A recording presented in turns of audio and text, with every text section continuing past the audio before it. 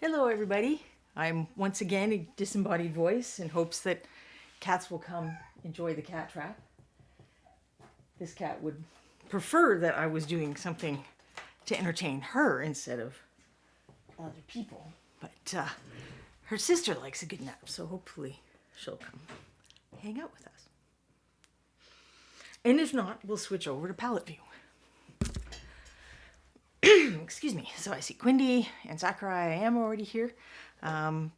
Hopefully everyone who is enduring it is making it through, Time Change Monday. Everybody's favorite day. Hi. So much yelling. Come here. Okay.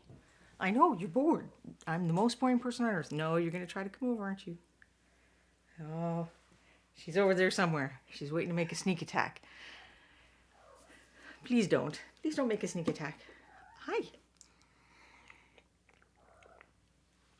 All right.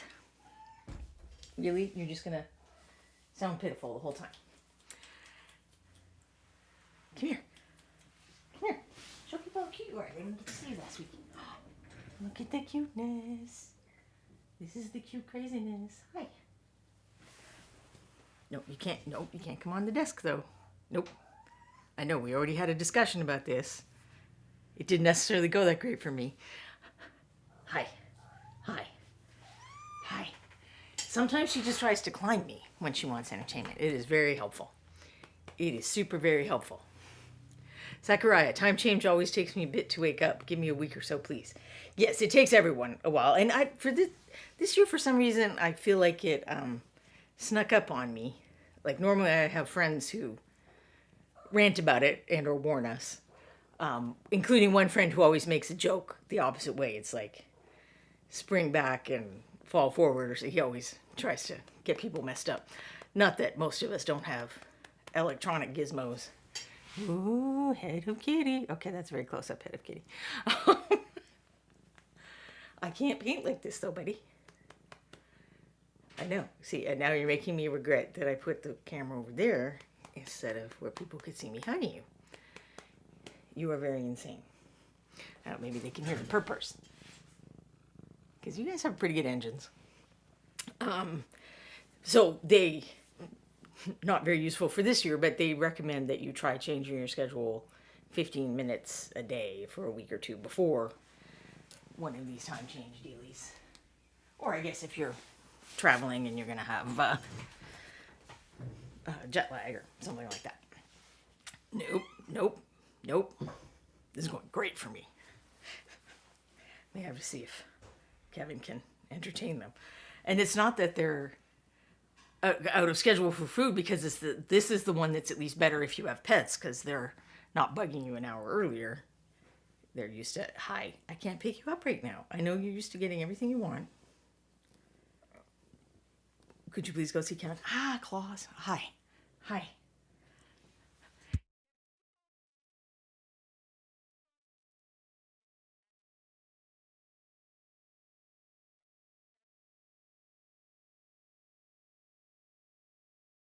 I have enlisted my husband to entertain her for a minute.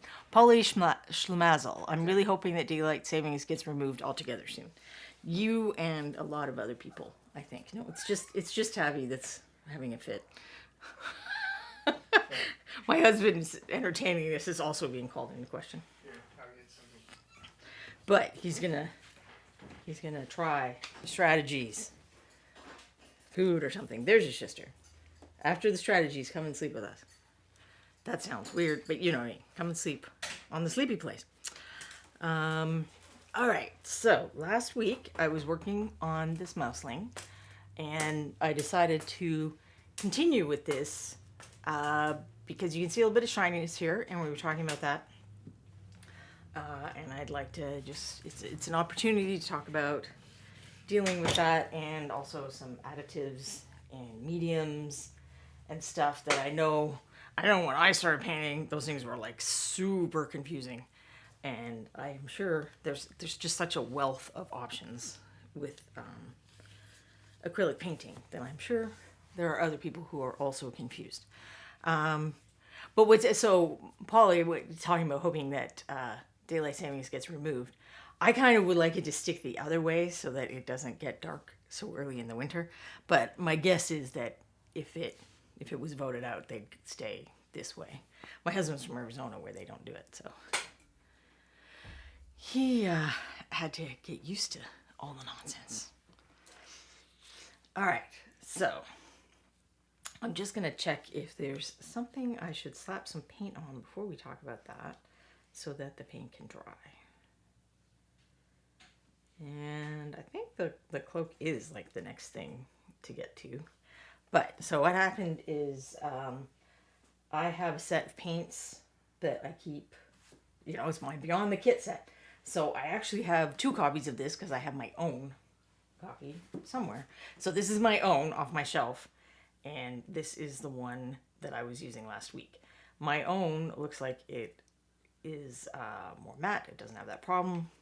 We'll compare in a minute, but I'm just going to slap a coat of paint on here so that I can start drying while we pause for discussing sheen and mediums and other stuff like that. CHB 1889. I would love to keep the winter reset, but we can get rid of the spring time change. Yeah, that's the way I would like it to go. Apparently the health people don't agree with us, but like our culture does anything else healthy. So, but it's really sad when everything is dark before dinner and it feels like, am I eating? Am I going to dinner? What's happening? I don't know. Am I going to sleep instead of food? I'm just looking for a brush or 2. I don't have a Reaper number 2 right now. We would be back to normal every 24 years. Well, okay, but normal? These guys are out, well, this one was painted on a couple streams recently. Well, the white part was, but I kind of went through the same process because I forgot to paint the tail. So if you want to look for that, that's probably still on video on demand. And I may just work on little bits of him if the other guy is drying. And likewise, this guy just needs these wing sails finished. And eventually, I want to get them finished up so that we can do another critique and repair video, since it's been, well, repair, critique and modify, upgrade. Since it has been a while since I did that, I think I did a couple, at least one last year before ReaperCon, but I had meant to do many more. The issue is that it requires finished miniatures, since very few people put unfinished miniatures into a contest like the ReaperCon Open or give them as gifts to friends. I'm sure we all put unfinished miniatures on the table every now and then because the clock demands. Sometimes we don't measure up to the clock in a variety of ways, not just time change.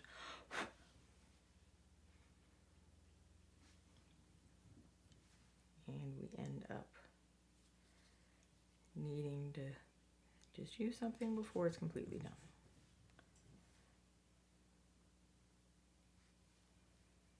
But for the purpose of doing the critique and repaint, or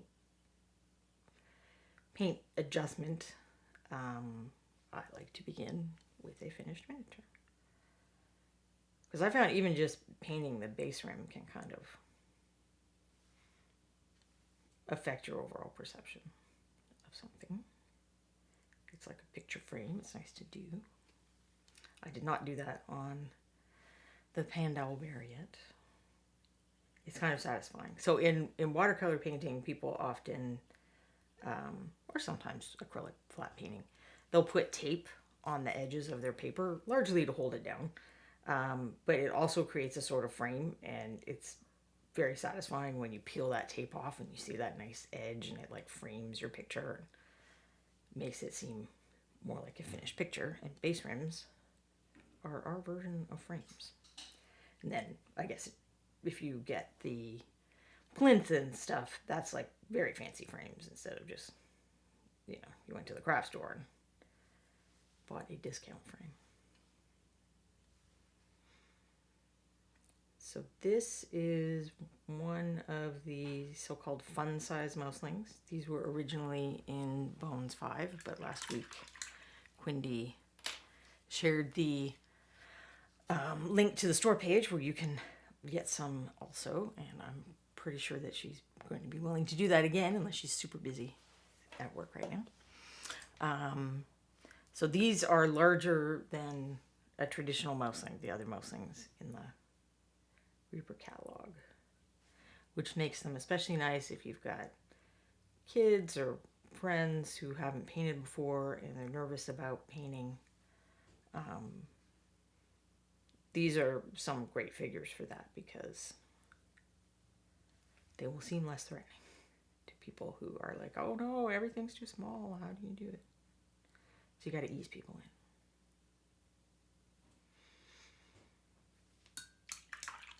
Painted blue liner under there. So yes, I guess so it's the Beyond the Kit set of paints, which is Core Skills, Level Up, and then each of those has an expansion pack. So that's kind of my kit that I keep as a default when I'm not painting some very specific color combo. I use the paints out of that and talk about how to mix them and what various ones can be used for. With the exception that I almost always add blue liner, and I definitely added blue liner this time because I love it. It's very nice for mixing shadows from and painting very, like where the little places I can't reach are. Those are all have blue liner on them. All right. Right. The inside of the cloak.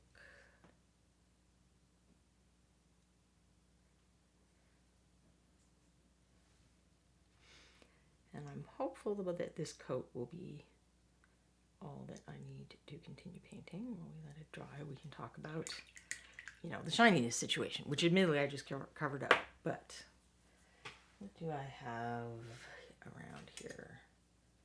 Not as much as I should. I should have a couple of just random miniatures to test on, but I don't. Well, I want to keep that actually. All right, we will just give him a little outfit right now. And if I have to, I'll get another Sir 4 scale. So this is the one. And last week I stirred it and everything. That came in. I'm going to go ahead and guess that this is an expansion pack. It's not like I actually remember every color I put in what. I do remember some of them, but I don't remember every color I put in what. So my guess is that is in one of the expansion kits. It is Storm Chaser Blue. And this is the one that came in my kit. Top, I guess.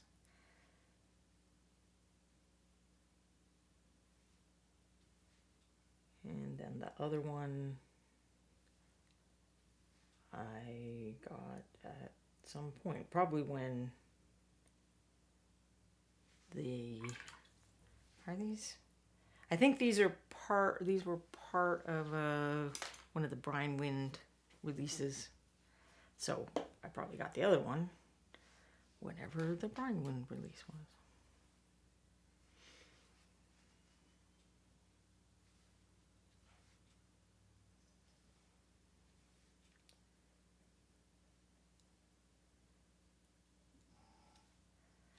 So sheen is the finish of your paint. Reaper paints are typically matte, except for the metallics, which are meant, of course, to be shimmery and metallic. You can go matter than Reaper paints. Even there is an ultra matte. It's kind of fine gradations between glossy, semi, and matte. But there are some paints that I would say are even more matte than Reaper. I think Chimera is one I would say is even more matte than Reaper. And sometimes that's a little too much matte. It can, I mean, not in the case of Chimera, but it can make color a little flatter or just not look lively enough for some people, but that's a personal preference deal. And then to the other side of that, some paints from other companies or certain colors of paints might have the same thing where they're like a little satin semi-gloss, something like that. So this is not typical Reaper paint behavior, and looking at Sur 4 scale, I would also say that this is a little more transparent than the usual Reaper paint. So this one is probably newer, but I don't know for sure. And I guess it'd be interesting for me to get a newer bottle and then compare. But these are mixed by hand, so it's kind of like making stew. They've got ingredients, they've got recipes, but it is mixed by hand, and they check by eye against sort of a master copy of it to see whether it worked. So my guess is just when this got mixed, there wasn't as much of the matting agent put in. So acrylic paints by nature are the gloss. So gloss is kind of the default state of acrylic paints. Acrylic polymer, vinyl polymers, whatever you use in your paint, almost all of these are glossy. So you add stuff to paint to make it not glossy. And what you add is what we're going to talk about. Pigments also influence it. Oh, hold on. Let's see if the cats are willing to behave. Are you willing to come back in and behave? It does not look like it. Okay. We'll let Kevin deal with that a little bit longer. Certain pigments are kind of shiny by nature too, and then some are less shiny. So the actual pigment, the thing that mixes this blue, maybe it's kind of shiny. I do not recall Phthalo blues offhand, whether they're shiny or not. I don't work with pure pigments very often. So likely that is what happened. Just the recipe didn't turn out completely normal. And I would say that if you were upset enough about this and you got one of these, that you could contact help@reapermini.com and describe the problem. Don't include a picture unless you're asked to include a picture. And you could get a replacement if you felt like your paint wasn't correct.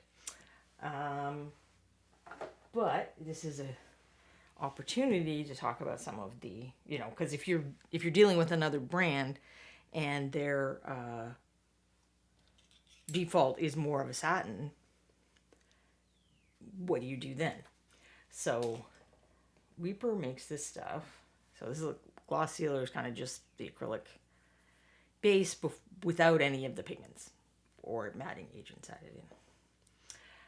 But Reaper sells this stuff called anti-shine additive. And it's the matting agent that they add to the stew to create the matte look of the paints. It is also added, so gloss sealer is basically, there may be some recipe differences. I don't know the actual stew recipes. I just know kind of the general idea of how it works in acrylic paint. But my guess is that brush-on sealer is gloss sealer plus this to make it less shiny. So this stuff is actual little flakes, and not just when it's dried in my cap. Like, it really is little flakes of stuff suspended in the binder. And I will show that on paper in a minute.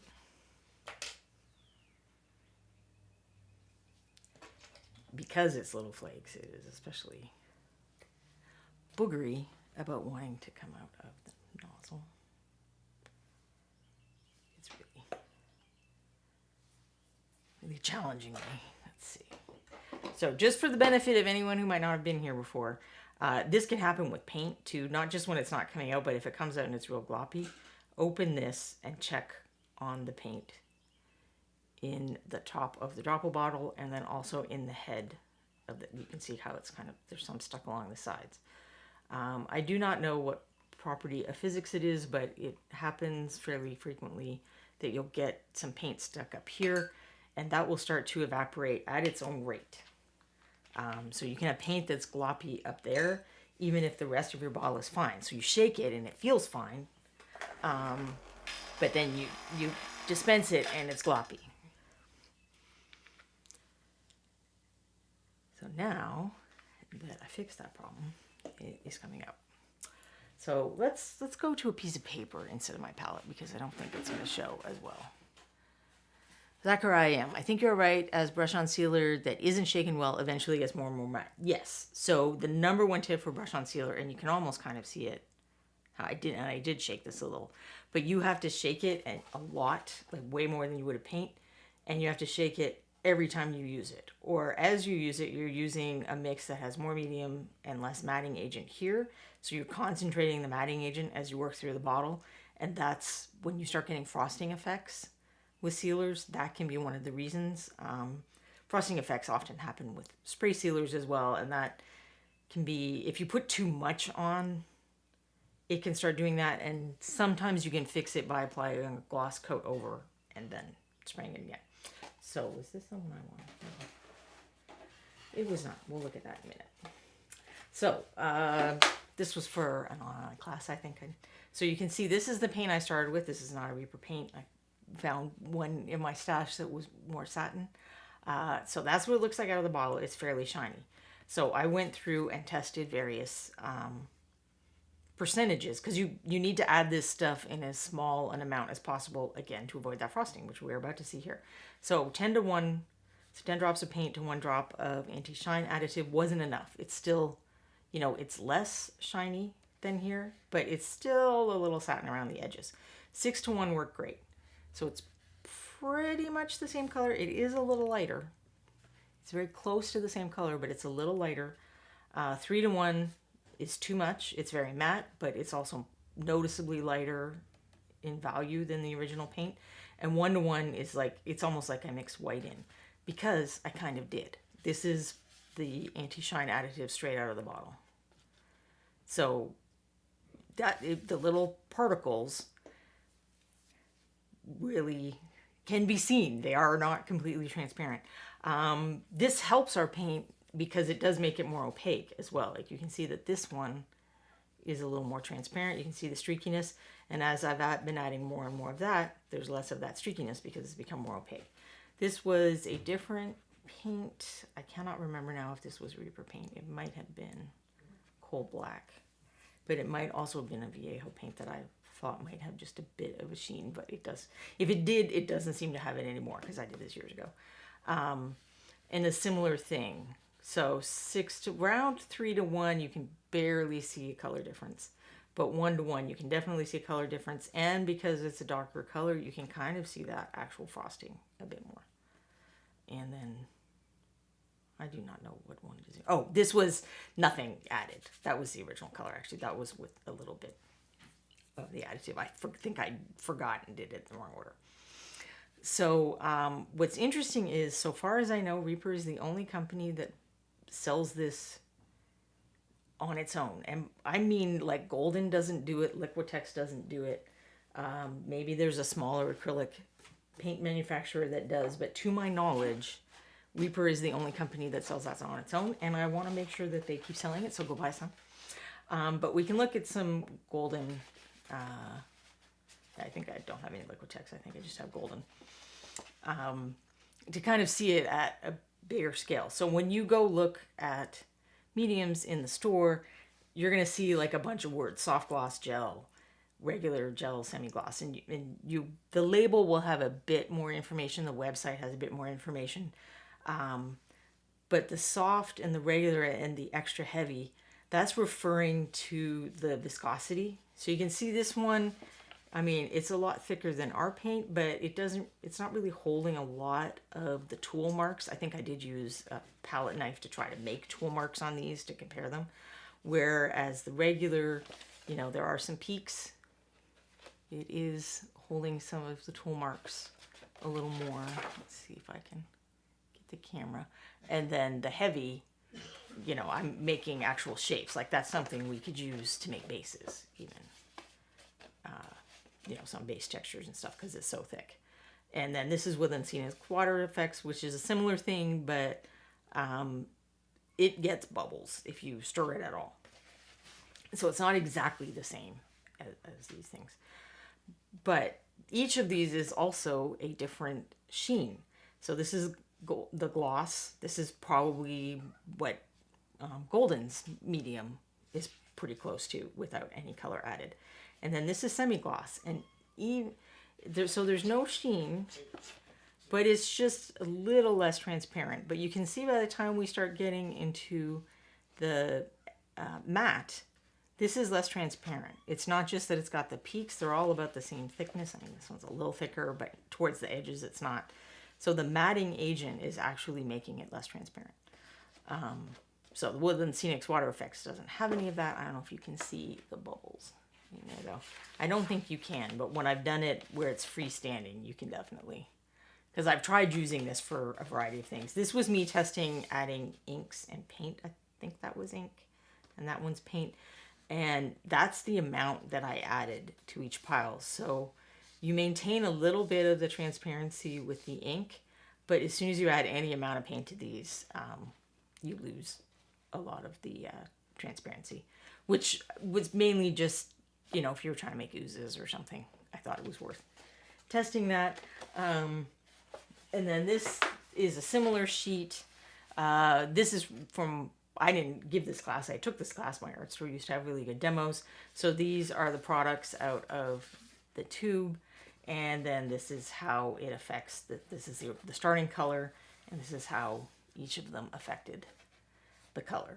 So usually when you buy something that says matte and medium, it has other stuff. It has more of that clear binder stuff in it. So you will be usually adding transparency to your paint because you're in essence thinning it down with medium and not just killing the shine. I mean, if it's what you've got to kill the shine, it's what you've got. But this way you add less medium to the paint. So that's why I like having that as an option.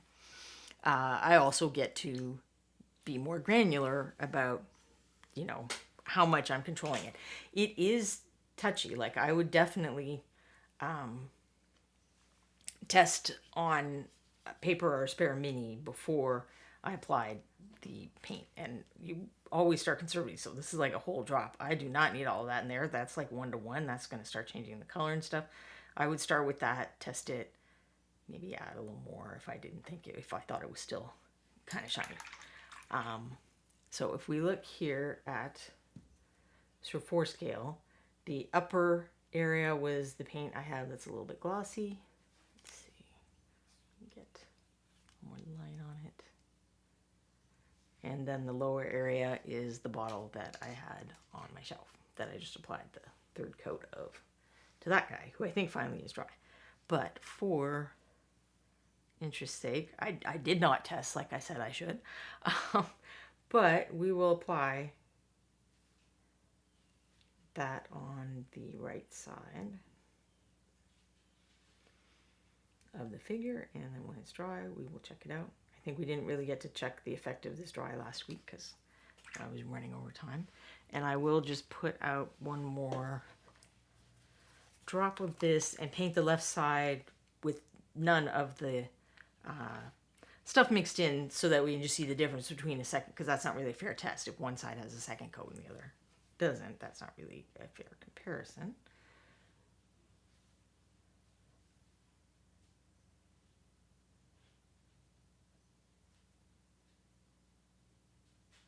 Looks like I missed a spot here with the adjusted color.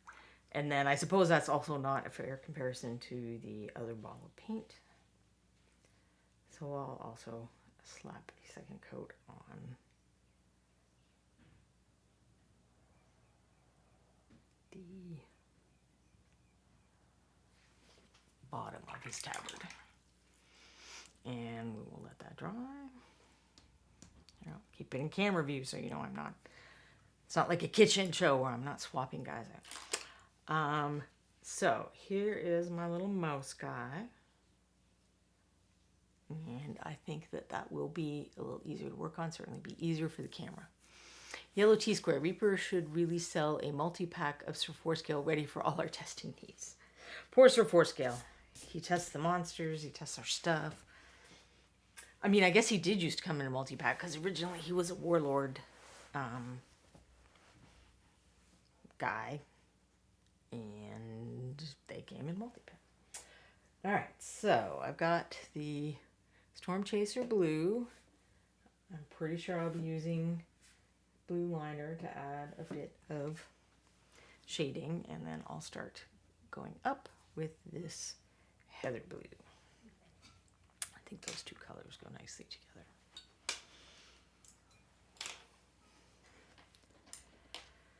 So let's do that shading part that I mentioned first.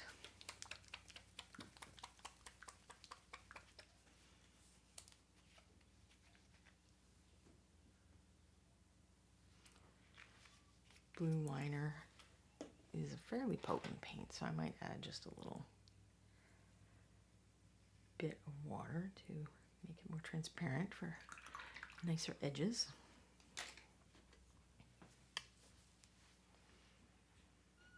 Since this is a roguish character, I want to keep the cloak fairly dark. I may not have added enough water to my blue liner, but we'll find out. Let's see if I've got the... Having a really adjustable light is nice, but it's also like, how do you know if you've got it adjusted optimally?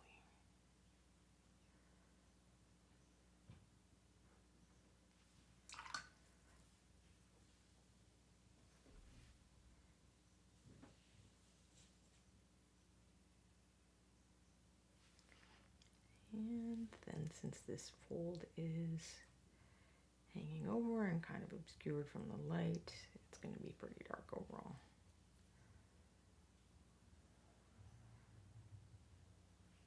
And likewise in there.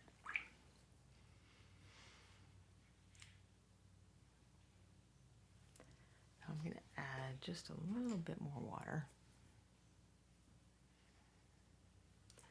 to do some of these flatter areas where when the kind of more broken up the surface is, the less likely you are to see transition lines and stuff, because the surface is already kind of working in your advantage to bamboozle the viewer's eye.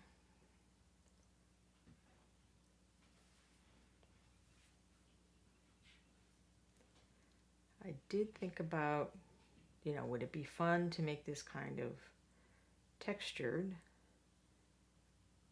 But I like the fur texture a lot. I think I want the fur texture to kind of be dominant in terms of texture. So I don't know that I want to do that. I do feel an urge to give this character a stripy scarf for some reason, which I know is not very roguelike, but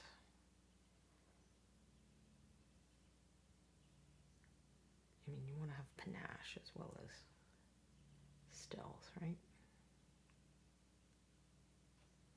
Is it kind of a swashbucklery rogue, maybe? And, well, I have the blue liner out, except do I? There we go. The unpainted eye is creeping me out a little, so I'm just going to at least put the full darkness on, even if I don't do the white reflection right away. And then I meant to look up, how do I normally paint the noses? Or even what do mice noses look like? Which I should know, because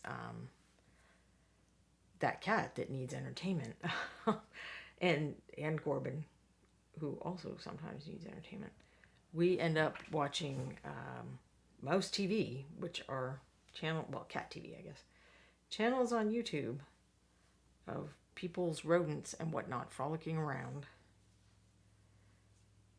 made to entertain cats. So I've seen a bunch of rodents lately, out of the corner of my eye at least. I should know what color their little noses are, but this is an example of why I use reference, because just because you see something doesn't mean you really saw it. If you actually go look at it, the example I like to use is if you have a cat with stripes on their tail. if you have a tabby cat that has stripes on their tail. Or if you have stairs that you walk up regularly in your house or at your work. Do you know how many steps or stripes are in there? And probably there are people who do, but for most of us, we just, that's not relevant to figuring stuff out, what we have to do in life, so we just don't really think about it. But then when you're painting, that's sometimes the kind of question you need to know is, what color is a mouse nose? And how many stripes are on that tabby tail? Well, okay, stripes on a tail, you can fake, and it's fine. I'm surprised that no one is volunteering information on mouse noses, because I was willing to bet that someone out there knew the answer to my question. Because perhaps they keep pet mice, which I've never done. I had a friend who had rats, and her rat was really sweet and hang around, go in her pocket and hang out with her, but their lifespan is brief, so it's getting very attached and then losing a pet very often. Zachariah, individual, how many steps do you walk up on a set of stairs? Even if you have one that you go on regularly, you may not know the answer to that. I'm seeing that I missed some gray in the crevice of that stone that I totally missed last week. Probably because when it's wet, it's harder to see that kind of thing.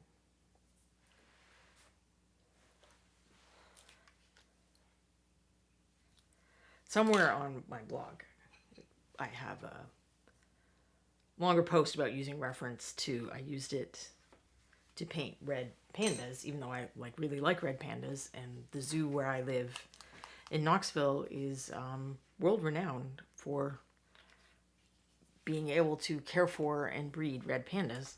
So we have a very nice display of them, and we get baby ones on occasion, which is just too adorable for words. But despite having gone many times and being a general fan of them, when I sat down to paint some red pandas, I'm like, okay, I can't off the top of my head remember exactly, which parts of them are the darker color or the light color, and where the other markings are. So I had to go look that up. So it gave me a good opportunity to write an article about the value of using reference. And even when I'm painting things that are completely fictitious, it's things like hydras and griffins and whatnot, they're kind of based on real animals, based on people's seeing real animals. So referencing real animals is a useful thing to do. Certainly the sculptors I know reference real animals in the making of these critters.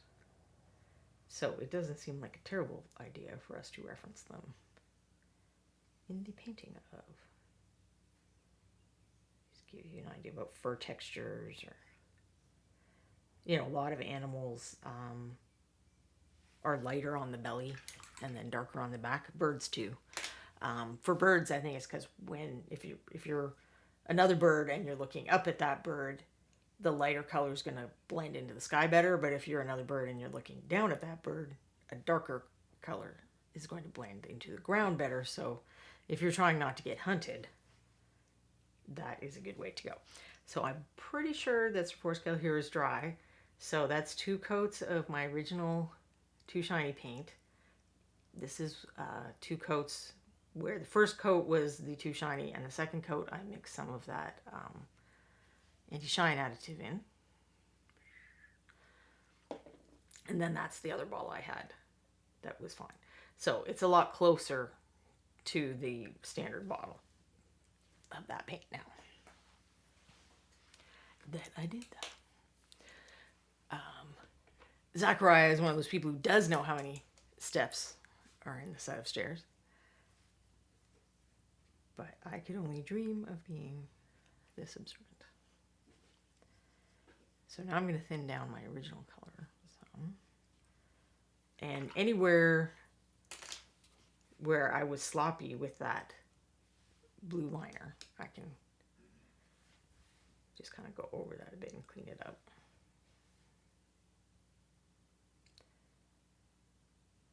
So that is one way to address if you have edges from doing layers that you don't like. Thinning down one of the adjacent colors or mixing the two together and then going along that edge is usually sufficient to soften it up.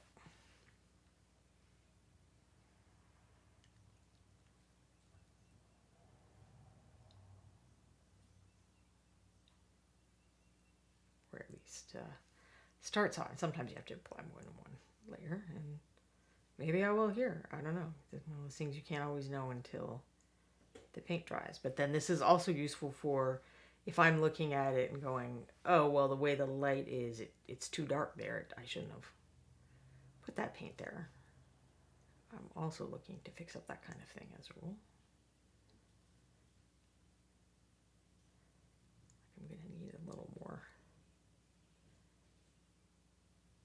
of that peak for a lighter color. I probably want to put a lighter color here where the cloak is like flaring up, because that will look more stylish. And then just along this edge, I oopsed while I was getting in the under part. Oh, here's another place where I oopsed.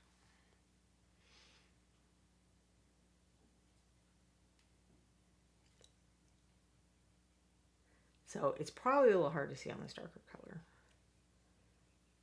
It might be better if I mess up highlighting and then show you fixing it.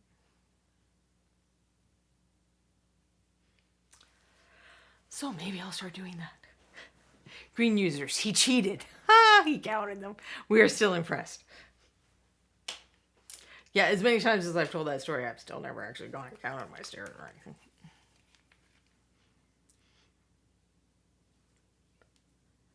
Now, so these swatches that I do are also helpful in that I can tell the difference between my shinier and less shiny one. So I'm going to put that shinier one kind of out of my reach so I don't accidentally pick it up. This guy is actually not tiny, so I will dispense a little more paint.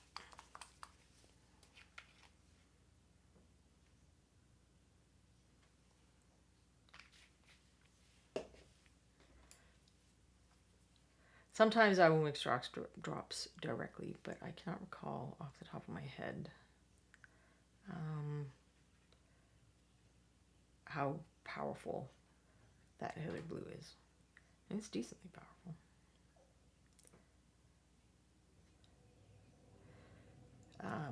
So tinting strength is the technical term for what I'm talking about. So tinting strength is if you mix a color into another color, how much, how strong is the effect? How much does it change the original color? So a strong tinting strength paint is like if I were putting black in this blue, I would need only a little bit of black to start affecting that color. Where there are other colors that are very weak, like yellow, because if you're trying to mix blue and yellow to make green, you're not using 1 part yellow and 1 part blue. You're not going to get green with that. You're going to get slightly greeny blue. So yellow is an example of poor tinting strength. So I'm probably going to need to add more of my Storm Chaser to that, but we'll see. Put some there just in case. Zachariah thought he had 10 to 11 steps, but had a feeling that he was wrong. Now I have an easy number to remember. That is true. That is an easy number to remember. So, ideally, I would start using these mixes somewhere less obvious, like not the first place where the viewer's eye is going to look. So, like not right here. Even this back of this thing is pretty light. But my goal here is to try to have some transition lines. So I'm going to go ahead and do it places that are obvious to see. So that if I did get transition lines, you can see them. And then hopefully see me fix them.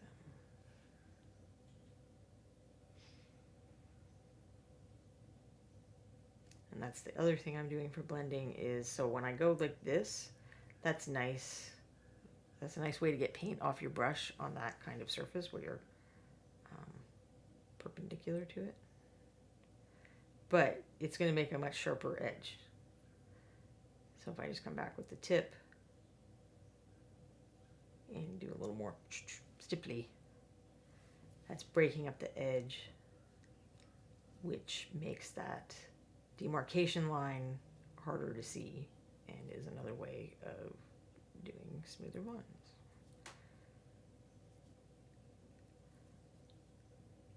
Because we're using acrylic paint, we're painting wet on dry with the layering method.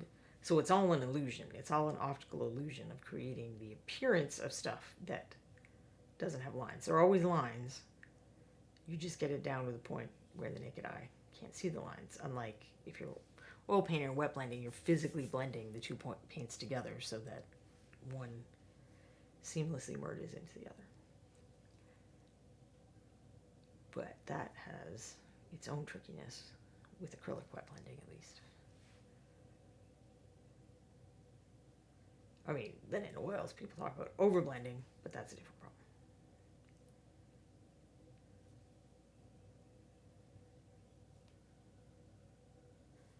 All right, so are my transition lines obvious? I think they're actually even more obvious on camera than they are if they weren't on camera. But titch titch stipply, I'm quoting you on that. Yes, there are sometimes sound effects come with painting. Do I want to make it even worse? Let's make it even worse. So here's the mistake I'm making, and this is easy to do, is I've painted over the same area with this lighter color that I painted with that color. So I haven't left any of the original Storm Chaser blue showing. Or no, I haven't left any of this mix showing in between the two. Oh, I didn't switch to palette view. Hold on. So this is the original Storm Chaser blue. This is the first color I painted. And this is the even lighter color I'm painting. It's like a bullseye. You always want to leave some of the previous area showing and shrink down.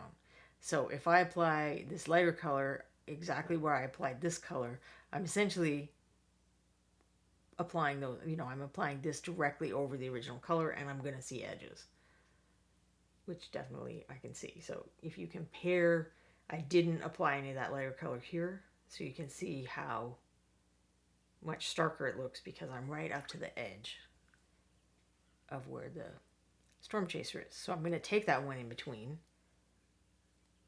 and add it, essentially. Add it in between. And you want to kind of do that a regular stroke, if you can.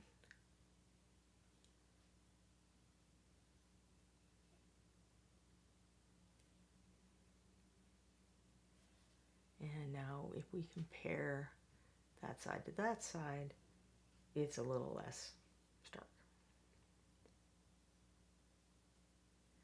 So I think of that as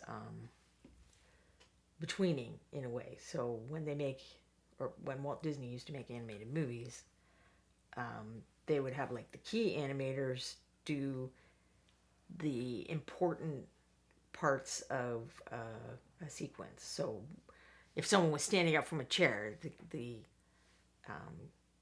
main animators would be doing, the person is in the chair, they're halfway up, then they're all the way up.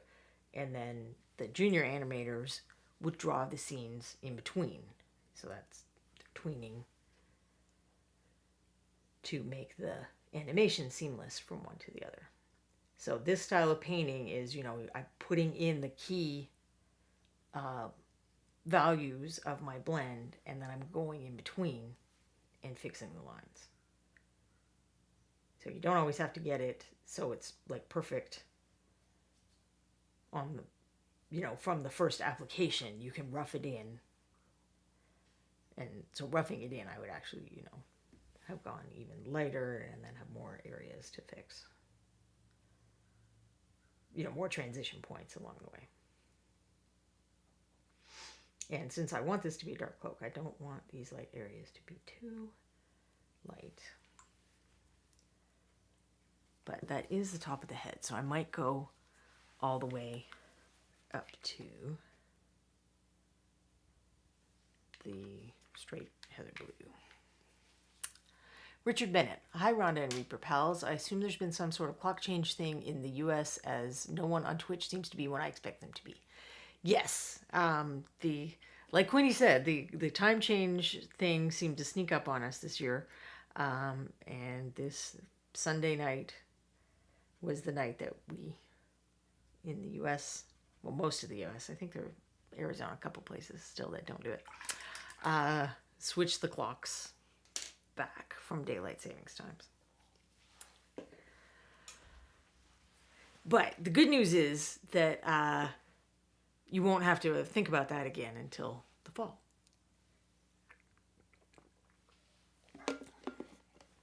So from now on, the show should be when you're finding them now. They should stay there. I'm working on this little, well, actually not little, this fun size mousling rogue.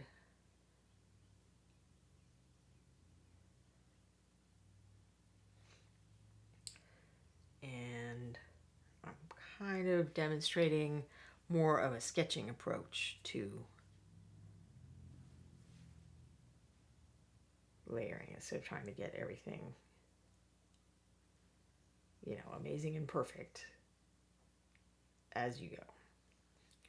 So the sketching approach allows you to kind of separate thinking about making everything all smooth and pretty from thinking about, okay, where should this value of the color be going? Where should it look lighter and where should it look darker? Like now that I'm thinking about it, I feel like since this is the top of the head, that I should have a little lighter color up here too.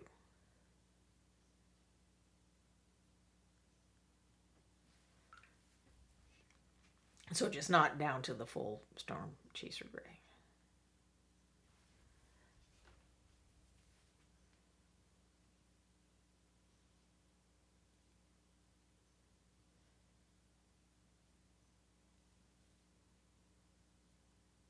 Lots of the mouselings have cloaks that don't, they don't have hoods on them, so it doesn't cover up their ears. But this one is kind of fun because his ears are covered and you get that shape under the cloth.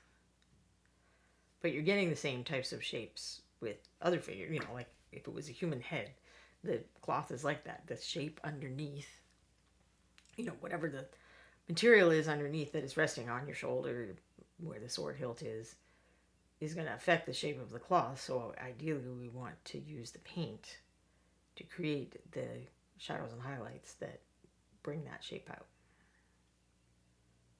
Just as we do when it's an uncovered shape.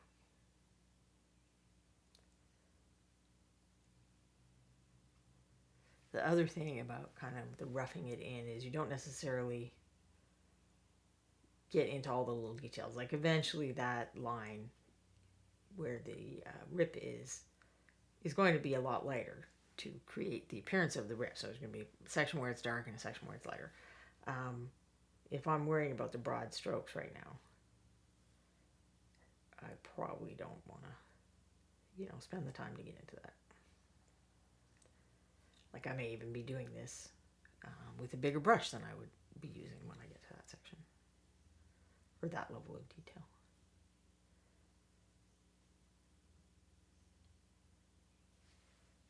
Likewise, I don't think I'm going to bother about under his chin right now. Or her chin. I don't think we ever decided who this mouseling is. What their name is. Why they're skulking in the night.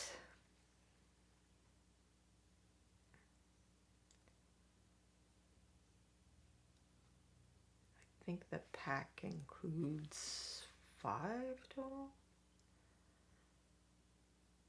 One of which is the Witch Hunter kind of mostly. So I prepped up 2 last week and then decided to do this one because I thought the cloak was fun. Richard Bennett, 50 years of it, and it still gets me every time. Yeah, even if you live here 50 years plus, is where I'm at on the not remembering the time change thing. I love the color. Gray blue is my favorite, but what is the undertone there? Purple. It's blue liner, which maybe there's just a little bit of a purple in this, so that's what the thinned out. That's the starting color of the cloak. So it is a cooler blue, as well as it being a more desaturated blue. And I don't have my sample swatch on the blue liner, so we're just gonna grab some blue liner and make it. Normally I thin this down with oh no, that's black actually. Good thing I didn't actually put that on. My bottle might have been set. So that's the more precise color of the shadows, and I'll put a whole full strength drop on there too. I think it's almost kind of darker than black. I use it as a darker than black because blue being cool, it kind of appears to recede to our eye. So I will even shade black with that blue liner. Even though if we looked at it in black and white, and when I'm painting black and white, I don't do this in, it probably wouldn't look darker. But because of that thing of human perception, to us it does. And then I'm mixing the lighter colors with heather blue. So the blue liner isn't, but the other paints are out of the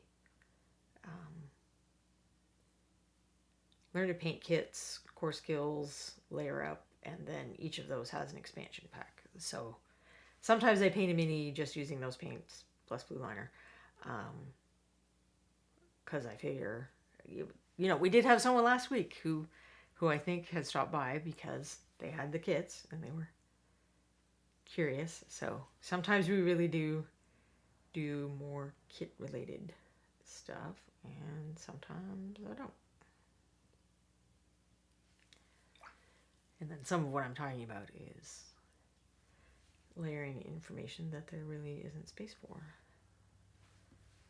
adding in the kit. So it does talk about the basic process of layering that I'm doing right now, but the tweening thing is not in the kit.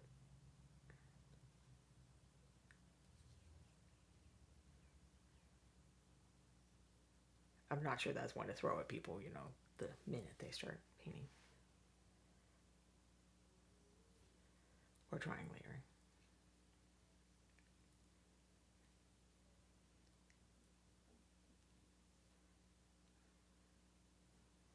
It's a nice fix, but it does require a decent brush and then a little bit of being able to control where that brush goes.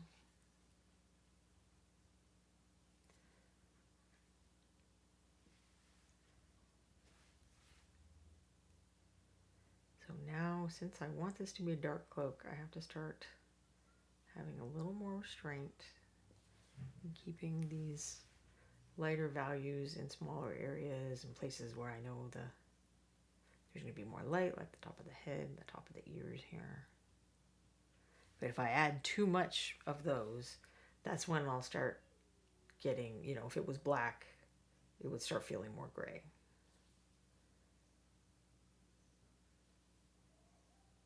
So I want it to be dark blue, not mid blue.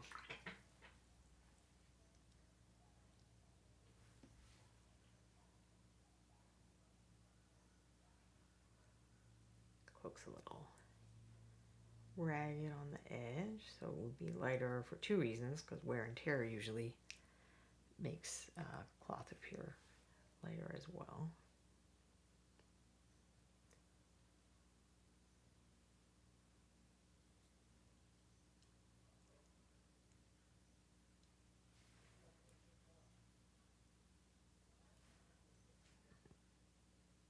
See, sometimes I forget which step I was on. Gwynny has confirmed that there are 5 fun-size mouselings in the pack, and she has linked to that pack. If you're watching this later on YouTube, you want to look for SKU 19503 to paint fun-size mouselings. Or you can just type mouseling with no E into the search on the Reaper website, and you'll see all of the mouselings. So the regular ones are smaller than this guy. Or gal. Or whoever they are. Maybe that's part of their mystery. They don't want to tell us right now.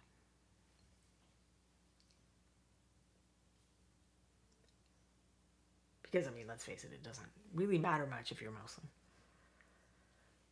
There are some feminine ones. If you've got a little girl who likes painting princessy things, there's a princess regular size mouseling. I think even with the conical hat, the complete princess deal. I think there's a queen as well. I can't remember all of them now. I painted a bunch of them, but I can't remember all. There's a little beekeeper is super fun. Like they're like attack bees or something. So it's, proportionally speaking, a bee is much bigger to a mouse than it is to us.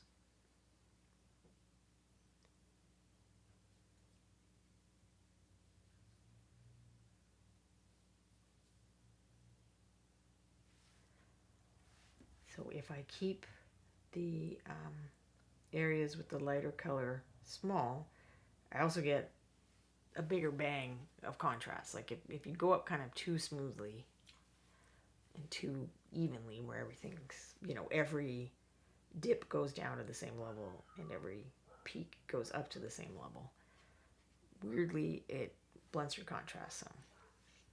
So speaking of that, I'm actually gonna dial back. This is a fairly shallow fold, so I'm gonna dial back the level of the shadow. So that was my original Storm Chaser Blue. I'll dial it back just a little there too. And then add a little wider highlighting in that fold to reflect what the cloth is doing.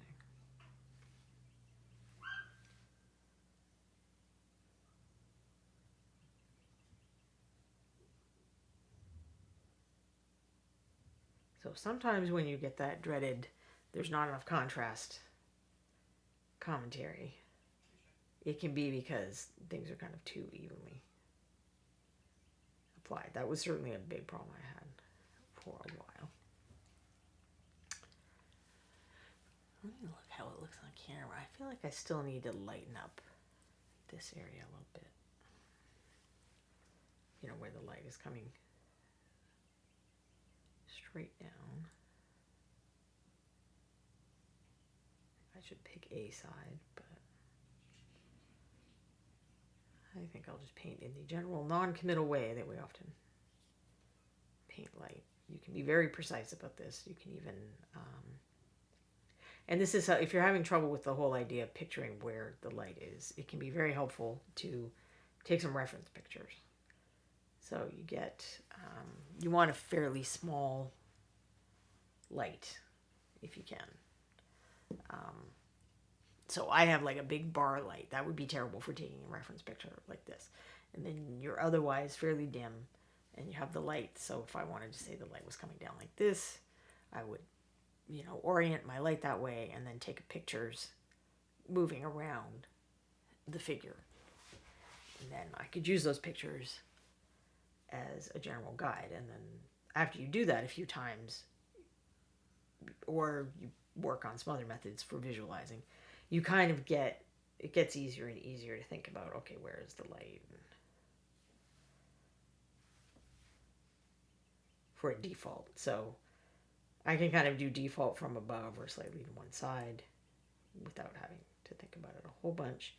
But if I want to do light from an unusual, right here, my problem is trying to see where I already put paint.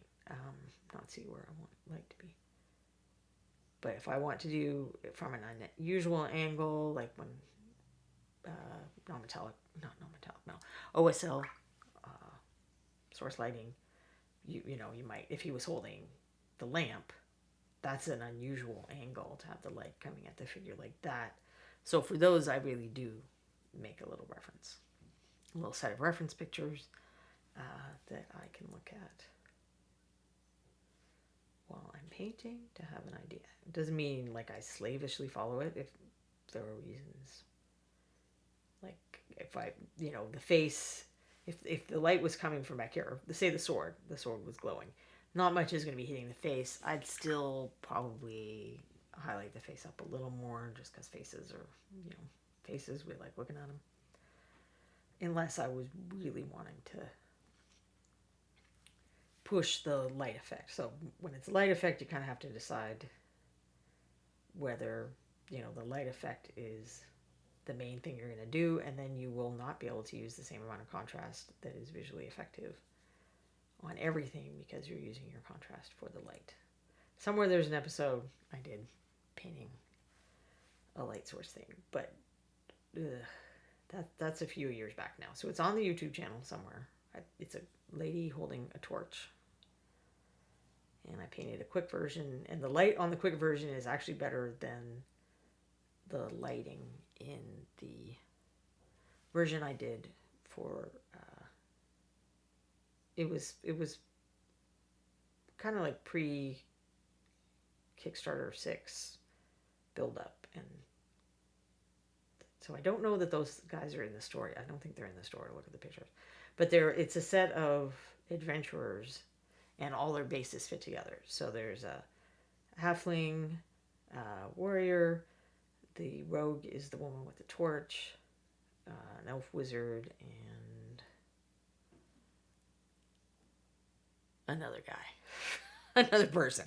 And I painted all four of them, but because it was this kind of, they're together, but they also have to work individually, I had to make decisions about, how the light source isn't the main part of the story. Like, they have to work together. They have to work as pieces, even if the person with the torch isn't in the picture of some of them. So they kind of had to work on their own.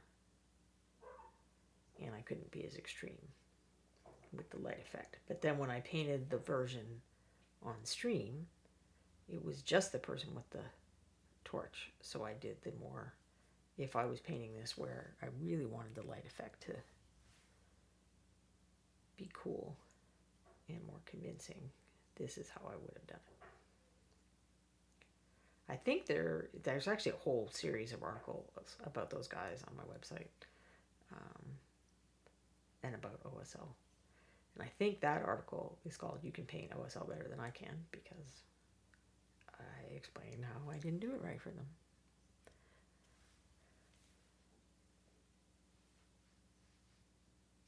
And it may have the pictures of like how I made my own reference pictures for the light too.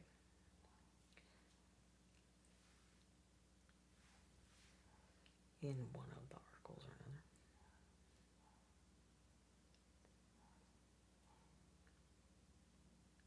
Because even though I knew I was going to compromise, I wanted to still know, where the light would be coming from so that I could fake it a little at least.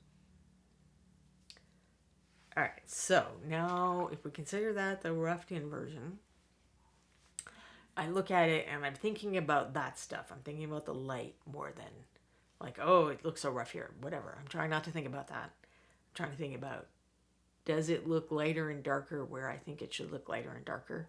And is there, is the proportion of light and dark pretty good? Like, I would tighten it up in the betweening process as well. But I just want to have an overall idea. So there's a couple of these places that are high up that I want to have the brightest color. A little more.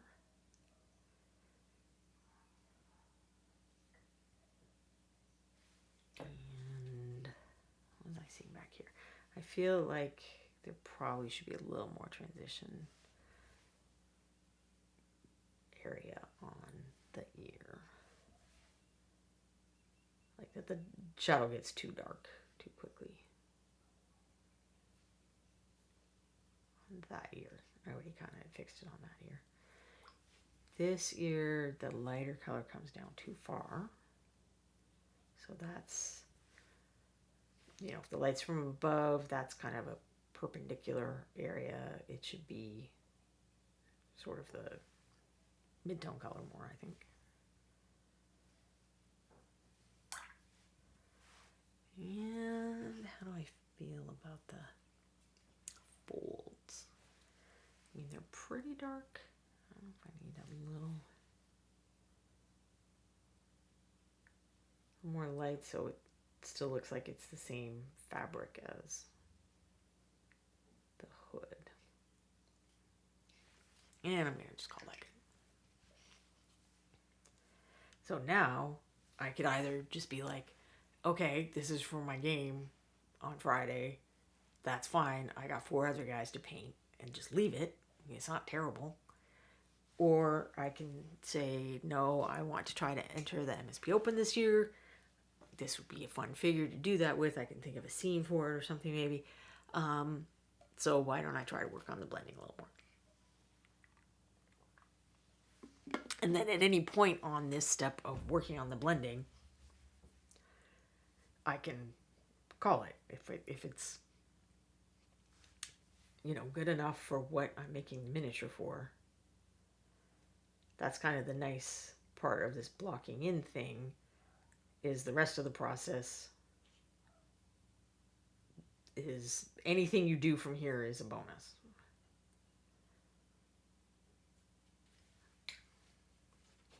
And you can kind of stop where you want. So when people use the term sketching, I think these days that's the kind of thing they mean, where you're doing that initial step, you're being rough, you're like, okay, where is it going to be lighter and darker? Is this color working? Is this color working for, you know, that I'm using for the making things lighter and making things darker? Do all those colors work together?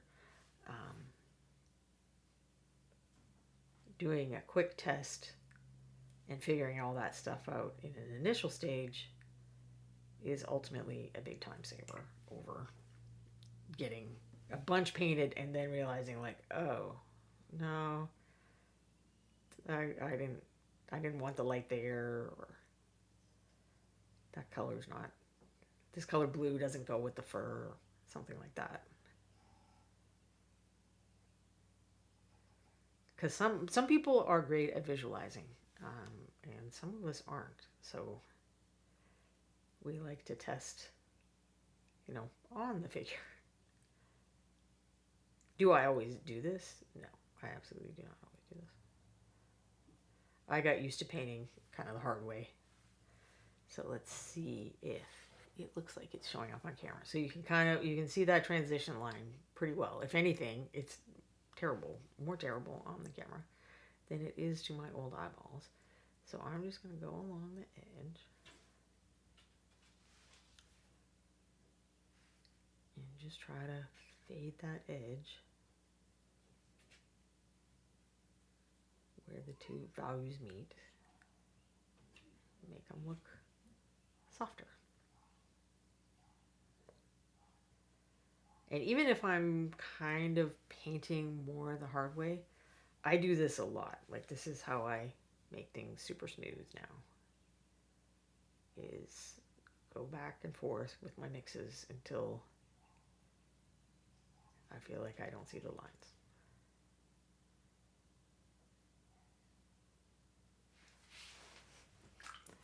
Back and forth forever. So hopefully it's clear that, let's see, why is it? Hopefully you can see that it's a little better there than the upper one. Now it's always good to look at it from the angle that it's going to be viewed, because sometimes you're going to be fixing something and you don't need to fix it, or maybe you shouldn't even fix it. Like, it's it looks better when it's correctly oriented. But because we move things around, sometimes we kind of get distracted by, oh, that blend looks terrible. And it's like, does it look terrible from the angle you want to look at it at? If it doesn't, then leave it alone. This may be something I'm repeating to myself more than you, because I'm very bad at that. The Shadow Raven. You know, it's funny, I keep recommending the show, but I never managed to catch it. Well, it's always available on demand. Grey Mouser, was that the DDRPG Kickstarter or Bone 6? The figures that fit together on the base were for Bone 6.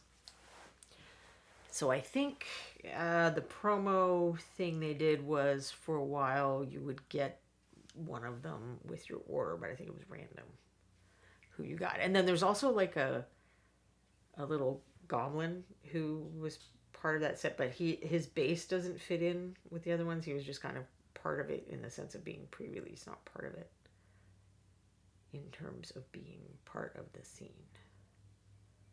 And honestly, if that whole big adventure party's coming at him, one little goblin, that's not going to go well for him, I don't think.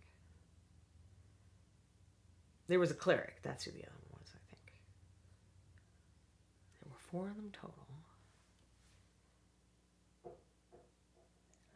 think dwarf cleric. I think it was a dwarf cleric. But I could be misremembering. Took me a hot minute to paint them. You'd think I'd remember, but I don't have the best memory.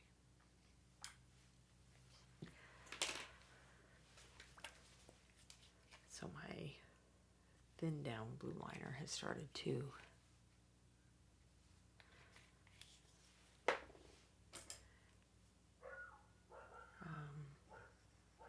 dry up a little.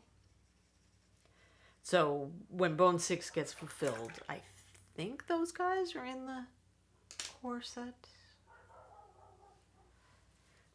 So if you're in Bone 6 and when you get your delivery, probably you will get those guys.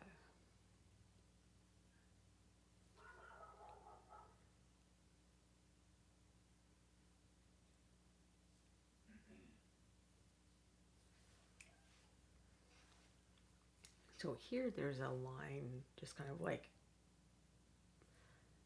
it goes across the folds even, so I don't exactly know what I was doing there. But like those folds do not end that abruptly, I think is what I'm trying to say. So I need to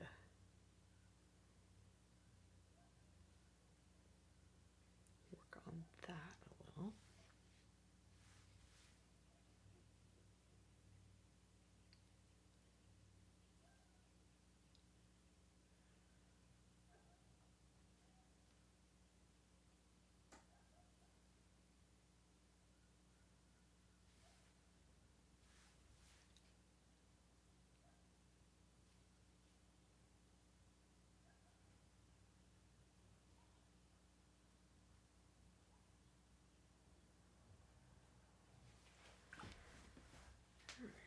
Fix the ear up some.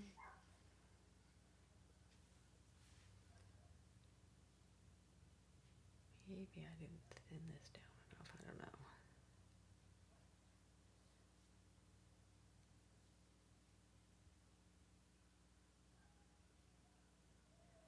So typically my approach is to use more little steps,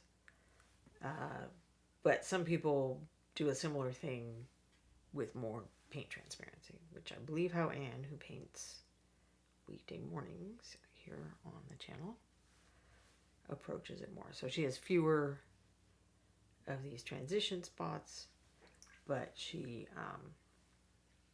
thins the paint a lot more than I do. Apart from that, I think our approach is fairly similar to layering. But I could be wrong. I'm not sure. I've sat down and watched her do it in detail for a while now.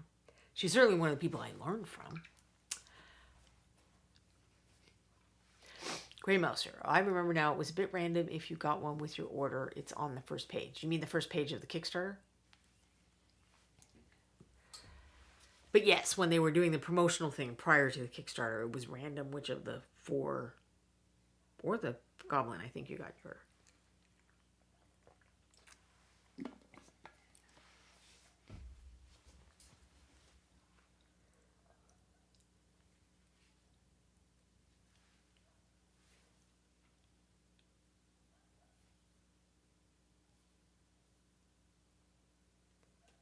So I think I ended up having the spare person with the torch because I had made an order and I happened to get that one. I think there was I made a couple orders during that time for some reason, and also got extra of the elf. I know I painted the elf when we were at the Kickstarter party down at Reaper. Joseph was doing some DDR PG testing and he needed a few figures, so I painted another one of those elves in a completely different color scheme for what I ended up liking that color scheme a lot. It was much more traditional elf, green and gold and cream kind of thing. It was nice. I like it.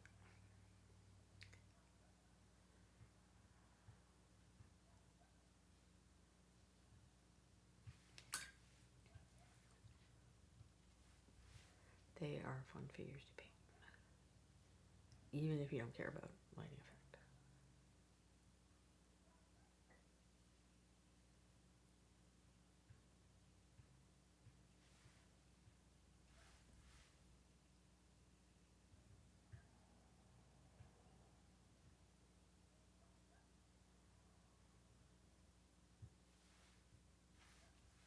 No, I want the thin down Storm Chaser.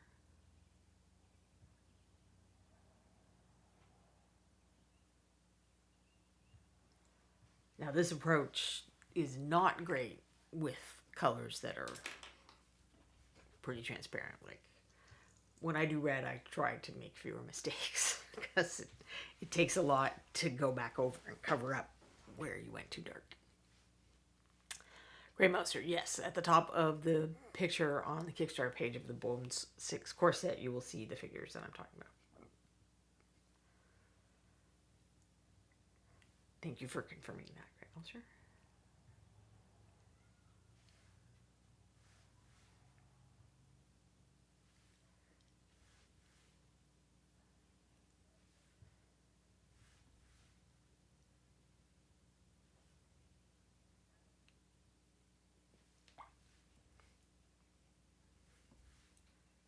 I want the underside of that fabric rip a little bit there in the center to be darker. Help accentuate where the cloth is pulling away from the main body of the cloak. Same on that side. Right here.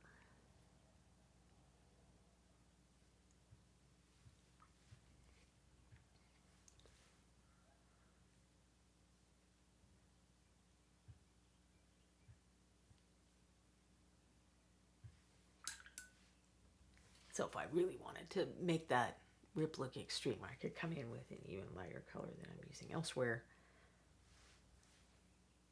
to hit those edges.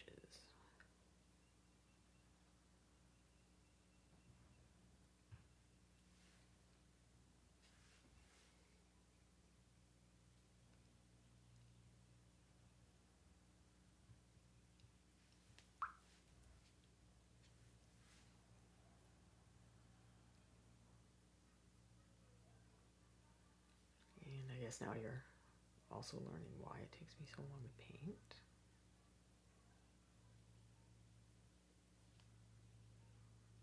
Although I'm sure there are people that do this more quickly than I do. I'm just not a fast person. I've worked on accepting that. It is what it is.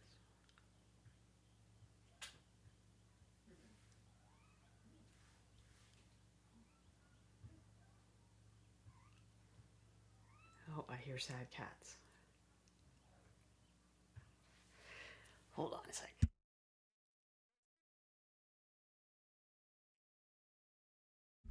We're going to try to let them back into the room so she can attempt to jump all over my desk again. Right, buddy? I know you're so sad. Well, I appreciate that you like hanging out with me. You just kind of have to hang out with me in a less ripping things up way. How about that? Why don't you sit on your bed so I can turn the camera on and show everybody how cute you are? Nope. Come up here. Come up here. No, right here. No? So stubborn. Yes, you are very cat.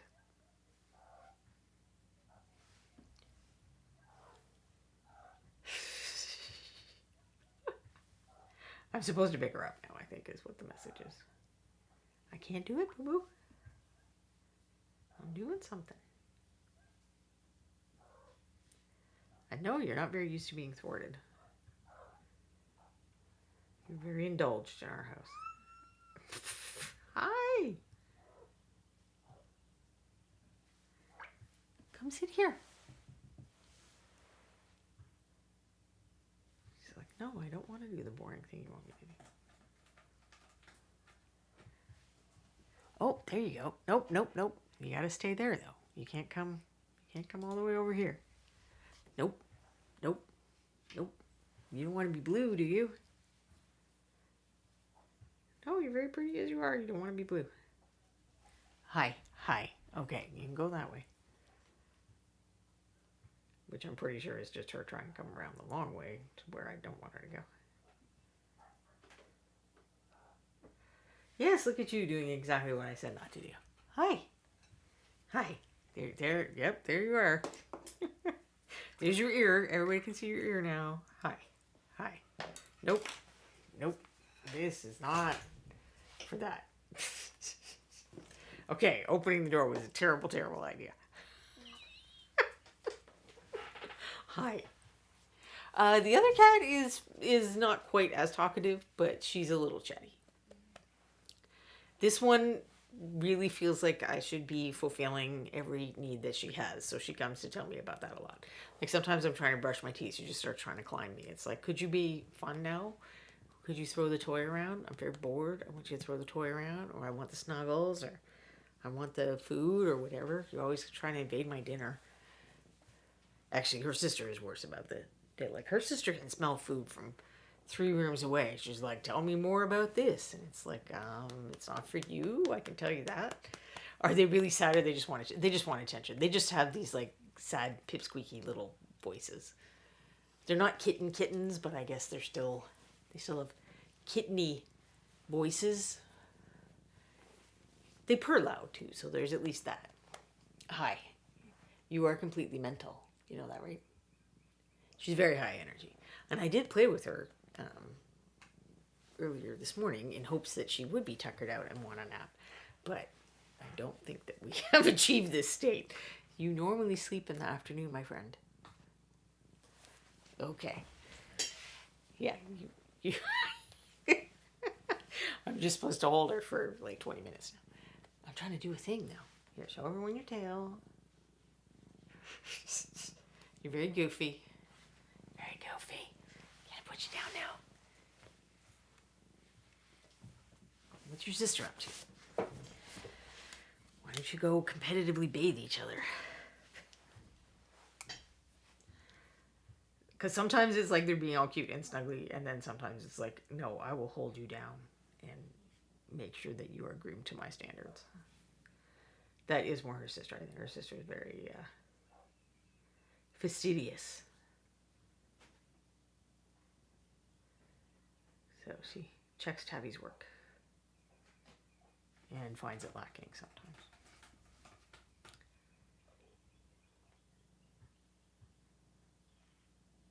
Yeah, I don't think she liked the door being closed. First they were closed in and they didn't like that, and now they don't like being closed out.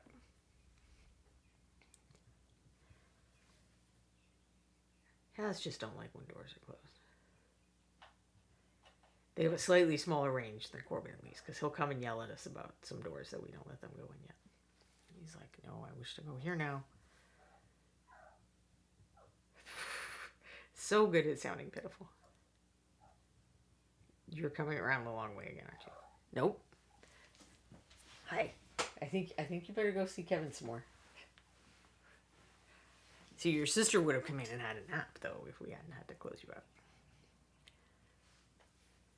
Chai likes naps. You like naps, too. You just don't want to admit it. So sad.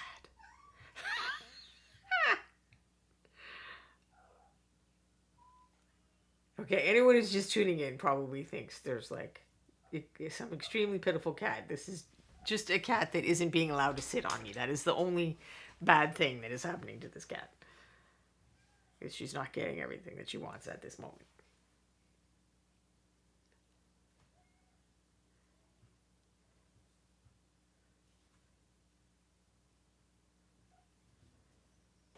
And this is an unaccustomed feeling, apparently.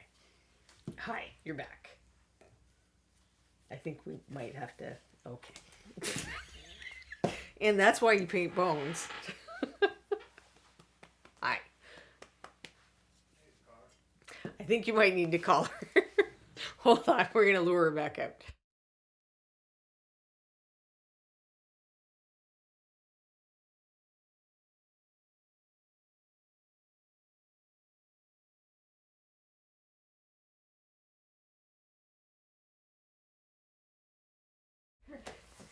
Okay, Kevin's going to bribe her with something. This way.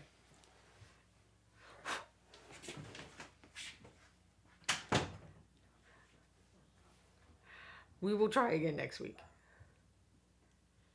And we will also try to get... originally, I wanted to have the cat cam in the other direction. And I think they might be more willing to sit there. I don't know. Last week we got one to sit on that white cat stand. I think maybe I have to wear them out better before the show starts. But it takes some work to wear that one out. I have a couple of times a day. I call it making Tabby D laps. So I'll just get the feather or the laser or whatever and just run it up and down the hallway to literally make her run. But I did learn, the last time we had kittens, we had carpets, and this time we have flat floors, and you have to kind of monitor what speed they get up to, or she will just kind of put on the brakes, and the brakes won't kick in soon enough, and she'll kind of bang into a shelf or something, because she gets overexcited. So I try to be careful with the toys and build in some time for breaking, because she just does not care. I mean, even with carpet, Corbin would sometimes do that. He would just like throw himself into a wall and be doing somersaults or whatever, trying to get the thing. But spring is sprung here, because he got a mouse today. But then our neighbor has a sports car, and he revved his sports car, and it startled Corbin, and he dropped his prey, which is, I mean, fine with us. He doesn't need to get field mice, but I'm sure for him it was very unsatisfying, because it's been a while since he did his Mighty Hunter thing. He's all like, dang it, I finally had something.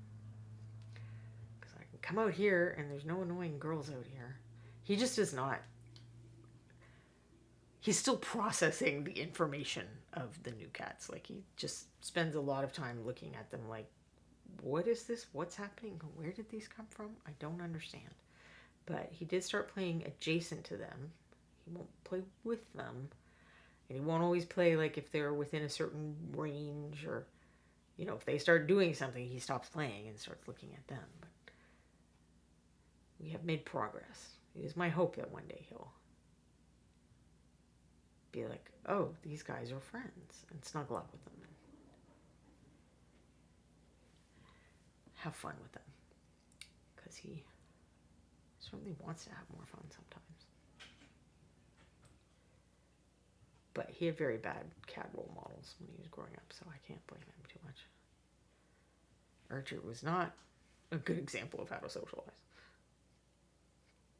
as a cat, or indeed as anything. It's not like Archer was always better at hanging out with people. I did not understand why people kept coming over to our house in shorts, because he would sit on the stairs and threaten them. Like, okay, you guys know he lives here. You're making your choices when you wear shorts to our house. Keeps you on your toes. He would just be weird about the stairs for some reason. He's like, this is my domain. Gray Mouse or Girl Cats run the show typically. I think Chai was kind of bossy with him at first, and I think he did have to. He never way fought back, but he had to learn to stand up for himself a little and not just let her get in his way, I think. Hinarcia. I'm probably saying your name wrong. I apologize. Oh no, I just got into board gaming and I love the miniature games. Time to learn how to paint them. They certainly do look pretty cool if you have like a whole table full of figures. I'm probably not your best person for learning that. I'm sure that there are some great shows for that. I tend to paint more for display and entering contests, and taking pictures and stuff like that. I just like it. I play a ton of board games. It's just I've only painted.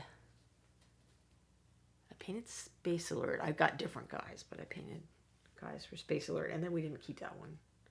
We didn't end up loving it. I kept the figures, but we didn't keep the game. Now that they've got all the the contrast style and Reaper has the super washes and those kinds of paints, I do want to try to paint some of our games. So I think my husband would very much like me to do. I'm trying to remember what it's called. It's like gangs, and there's Al Capone and some other. There's different gangs, and I do not off the top of my head remember the name of this game. But they were pretty cool figures. So I thought that might be a good one to do. And there's like a nice art book that goes with it, so I can kind of look at them. They did try to give each of them, I think, like each of the factions a dominant color scheme. So I'll just have to figure out how to incorporate that. Oh, there's mouse something. It's not mouse guard, but it's like kind of mouse guardy style. And that's the other game I painted. So it's all little guys like these actually. And then the opponents are rats and a centipede and a spider. Oh, and little cockroaches. The cockroaches were actually, and I did my thing where I look for reference. And the cockroaches were actually, they probably had lights shining through them, but they were kind of this cool, oh my God, it sounds like he's torturing them out there.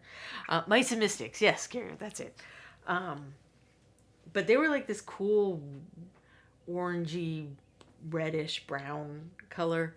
And then when I looked at detailed pictures of a centipede, I shut that window after about 5 minutes, and I'm like, you know what? No, I'm just gonna use my imagination. I'm learning more than I ever wanted to know about what centipedes look like close up.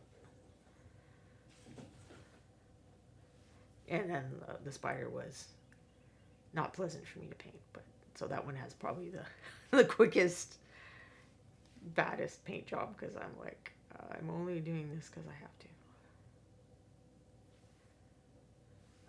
Doing this under protest. But I use those figures to practice when I first got my airbrush. So each of the main colors of them I did with the airbrush, and then I finished the details up by hand. All right, now I think I'm just over fussing. So it's not perfect, but it's when I was talking about the if you kind of broadly lay in the colors and then fiddle to make the blends nice, you can stop where you want. And I think that you are probably bored enough that this is where I should stop and I should work on something else. And Arcia, oh, those starter kits are great and good price too. Well, thank you. So I wrote the kits, the current generation of kits. There were previous ones as well that I learned from, actually. So when I started this show, I called it Beyond the Kit. And sometimes I talk about stuff related to the kits. Right now I'm using colors that are from the 2 kits, and then each of those also has an expansion pack. So occasionally when I don't have a set color scheme in mind, I'll just use that set of colors, and then it gives me a chance to talk about how you can use them in color mixing, because I know a lot of people have them.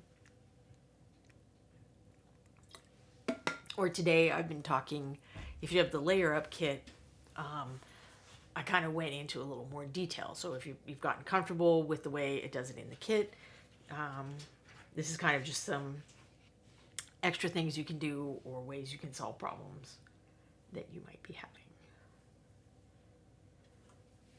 I said I was done. How many times have I done this? You guys have seen me do this a million times where I'm saying, like, I'm not going to fuss with that anymore. And then there's some more fussing. So, his or her, it's undetermined, and I've decided they wish to be Mystery Mouse. The loincloth and the little jerkin are gray. So I'm trying to decide about the belt. I was thinking I would just go really dark with the belt and actually use the blue liner.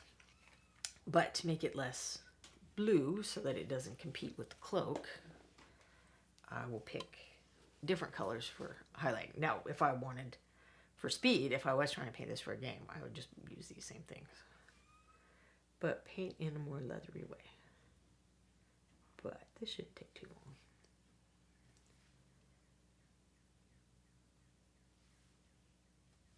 Then I probably need to, I think it's safe to do the tail after that. I was figuring I'd just get cloak color on the tail if I did it at the same time as the other skin areas. Although there's some little detail on like the way the pouch closes, so that probably should be slightly different. This is one of those things where the function of the figure is going to determine how much I care about that sort of thing. Like if I am painting this as a game or for some other quick purpose, like, do I care if people can see the closure of this pouch? Probably not.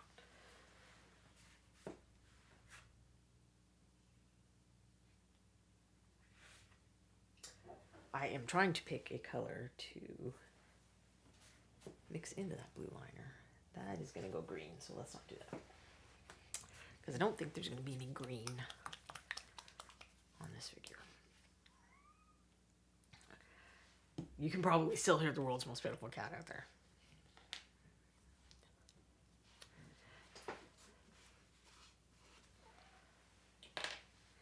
I think they were bottle-fed babies.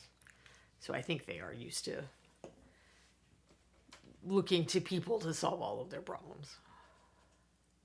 But it also makes them cuddly and sweet. And we knew going in that these were probably needy, demanding. I don't know. It depends on how you want to look at it, cats. And we have been well trained by other cats to be tolerant of that kind of thing. So I thought we would be a good fit for them. I did expect siblings to entertain each other, like maybe just a little bit more. It's like, okay, you have each other, right? Like even when nothing else is happening for you, you have your sister. Why? Oh, look at me just making the same color that I made before. Is it different enough? Yeah, we're going to call it different enough. Or I could get some of the skin color, which I think was that suntan flash. I mixed some pink in it, but I'm not going to worry about that. So this is Skin colors are often slightly orangey. Orange and blue are complements. If I put this in here, it's going to gray it out a little and make it seem more different than the color from the cloak.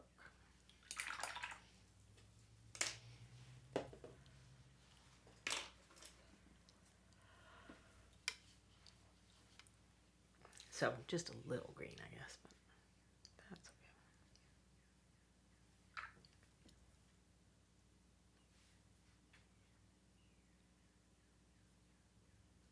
Just a few places I didn't quite catch with the first coat. And this is meant to be leather, so I don't want to paint all precise and smooth.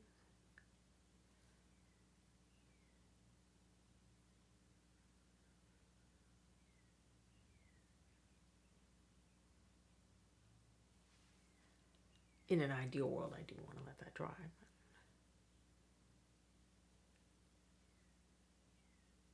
That is the one thing about layering. It really is wet over dry. And you can mess it up if you are impatient like me.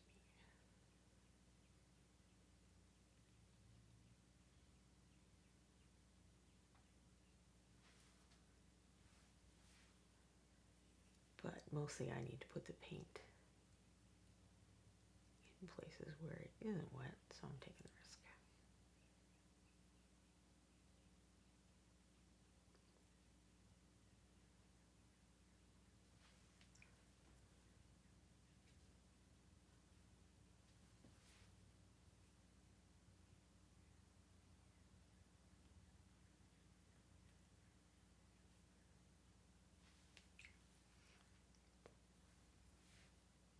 Then I kind of lost the actual shadow line where that loop is, and it's a little dark, or it's a little too light.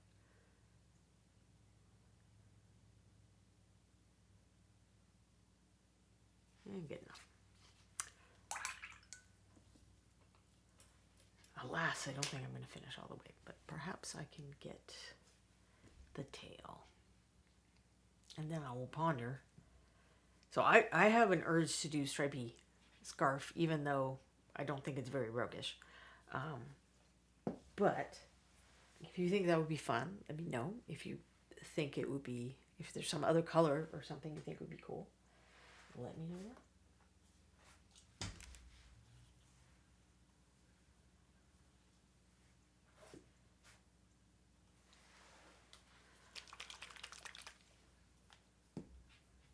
So I feel like I was remember using the ebony flesh, but I think that was more for the fur, so I think I used these for the skin. If I didn't, I'm not going to worry about it. People get way too stressed out about that kind of thing matching.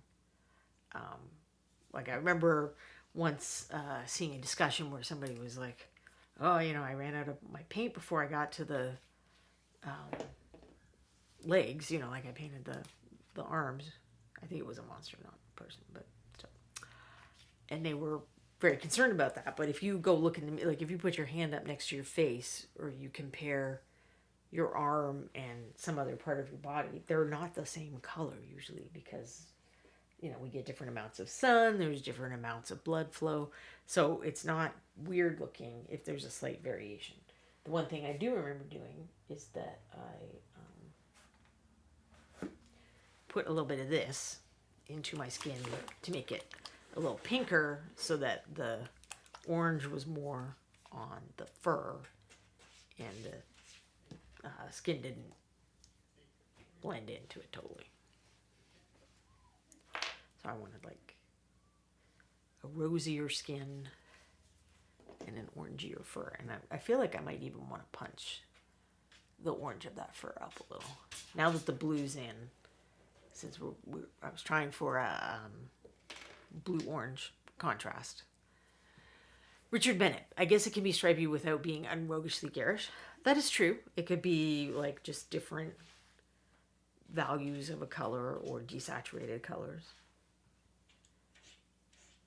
Like maybe, golden browns might be nice.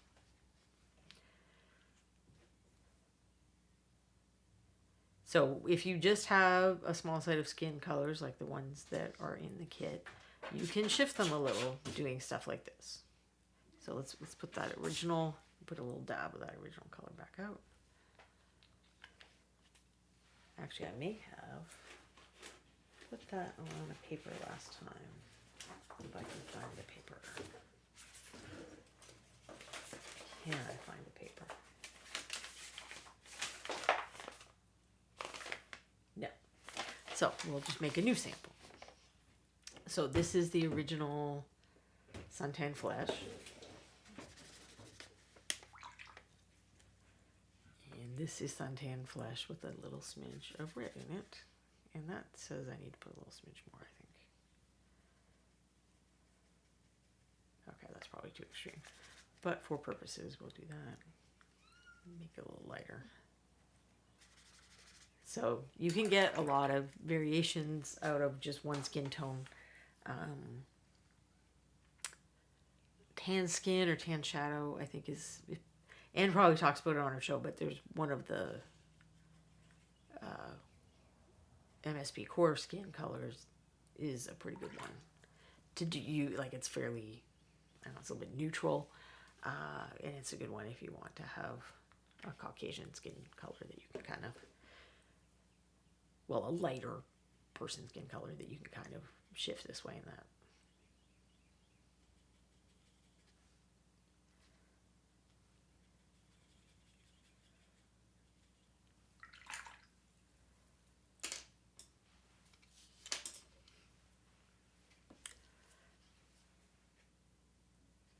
I think if you have not tried mini Reaper paints, that the skin colors are a great place to start because they have a really nice array of different kinds of skin colors that you can paint all kinds of, real world type people with natural skin colors, I guess is how I would normally call them. But there's a few others. There's a couple of different ones for like dark elf type characters. Variety of monster ones.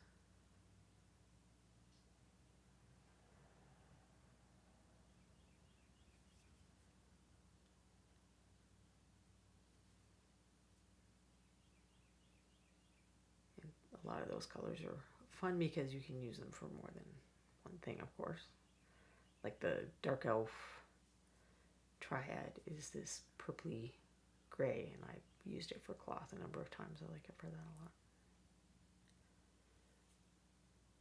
I want the person to have like a more neutral color of clothing, but not just be boring gray.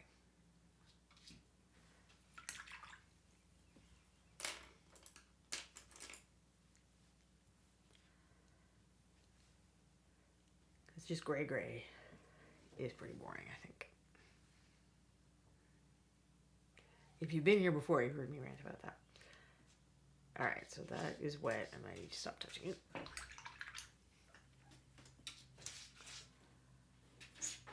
But speaking of gray, we can slap some on that sword. Unless I want to do metallics.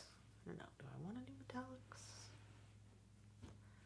Do you all have strong opinions about what you are would rather see me do, his or her bracers and dagger with real metallics or non-metallic? Richard Bennett. I love those dark elf skin tones for subdued clothing, maybe even for this scarf. I don't know if it would kind of, because we already have a lot of desaturated colors, so there's like neutral gray, and then there's that slightly bluey gray, and then the blue, and those are a bit purple. I'm not 100% sure it would fit. I will try to remember to grab those next time I work on this one. And we can do a test. I did not make enough of that color.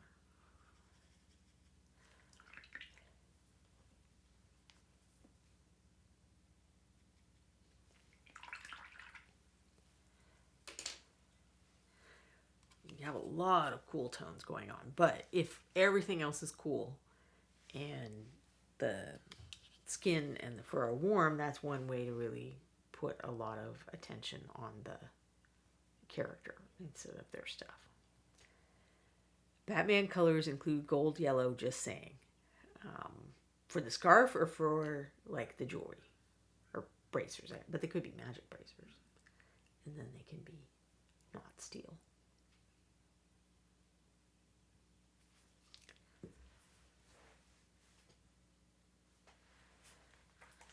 Scarf or accents or both. Yeah, I feel like the Goldie. I don't know if I want to do Batman yellow. Batman maybe should be better at sneaking instead of staying bright yellow on his outfit. But then he has technology, I suppose, to help with that.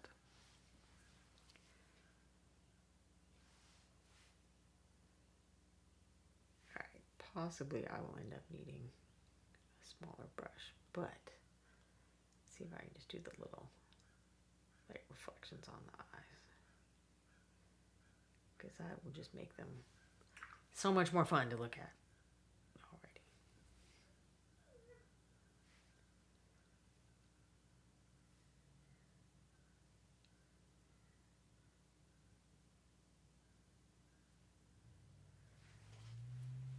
So certainly it's possible to do human style eyes if you wish.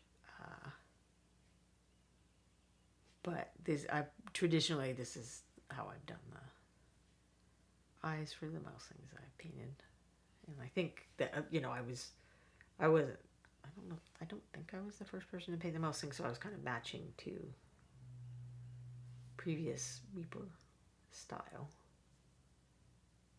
I don't remember noses, so I'm just making that up right now. If you weren't here earlier, I was talking about how we show these cats. In fact, that's what we should have done. I should tell my husband to go put the TV on and show her some mouse TV. But despite having watched a lot of mice lately, for the purposes of entertaining cats, I do not remember what color mouse noses actually are. And I should. Because I've had a lot of mouse TV running in the background. We tried different things. So first, we started doing this for Corbin when we lost our other cat, and he was like just very sad, tragic. And we tried. There was a show with like a lot of birds and squirrels and stuff, and it was really like it was 4K and it was very ultra. And he liked it, but he wasn't like, super absorbed. But then I think the next time we found one that was, it's like the guy has a table on a wall and he puts holes in one or the other of them, and the mice pop up and go get snacks and then go back into the holes. And Corbin just thinks this is like the most amazing episode of television that has ever existed. And that little cat that was in here being super sad likes it too. But then she like so bored sometimes she'll watch Antiques Roadshow with me. So that's a level of how bored that cat gets. Because they're not exactly dancing around the screen on Antiques Roadshow. I mean, I guess that one person that gets sold their thing is worth like $15,000 sometimes, answers. But most of the time, that show just proves to me that it is not worth keeping old crap. Because if you think about how much rent you paid on it, or like they'll have like a table and it's got dovetail joins and it's made of, flame maple or whatever thing. It's like, okay, so go ask someone to make that table for you right now, and it's going to cost you $10,000 or $15,000. So where's my value added for having kept it through 5 generations of the family or whatever? So unless you've got Art Deco jewelry or really good paintings, it isn't worth it to keep stuff just for the sake of stuff. I mean, if you have family heirlooms that you cherish because you like them, then that is different.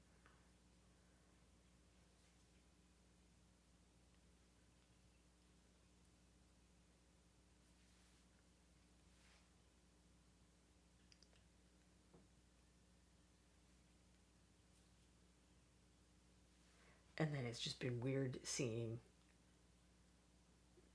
things that didn't exist when I was born be on Antiques Roadshow. It's like, okay, so I'm old is what you're saying, Antiques Roadshow. Like someone had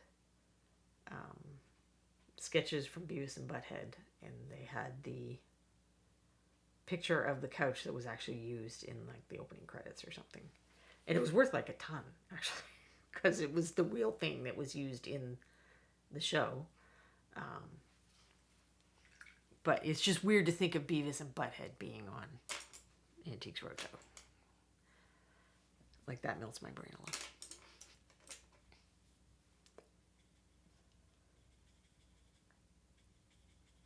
But I guess that's what getting old is, a bunch of things that melt your brain. Put catnip in the most locations, that'll make him a mouser. Oh. Corbin is a very good mouser. Distressingly, disturbingly good. Like if you've never thought about how much predator cats are, he is happy to demonstrate. The other two, I think there's a lot of instincts and 0% skill or knowledge. I wouldn't hate if he ended up teaching them what to do. It does not hurt to have good mousers, I've found. But they're also kind of like the least coordinated cats I've ever had. It's just like, wow, are you uncoordinated?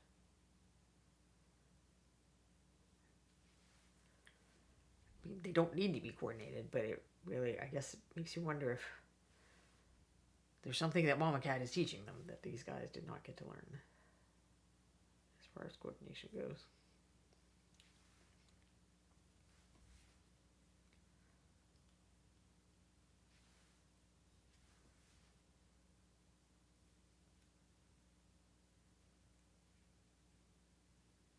So I don't know the whole story of like what happened, how they were found, or what, if something happened to their mother or what. So I know they were bottle fed, but the person that was the foster that we adopted from had got them from, like their group had gotten them from a different group where that was the people that were bottle feeding them. So they didn't know the story completely either.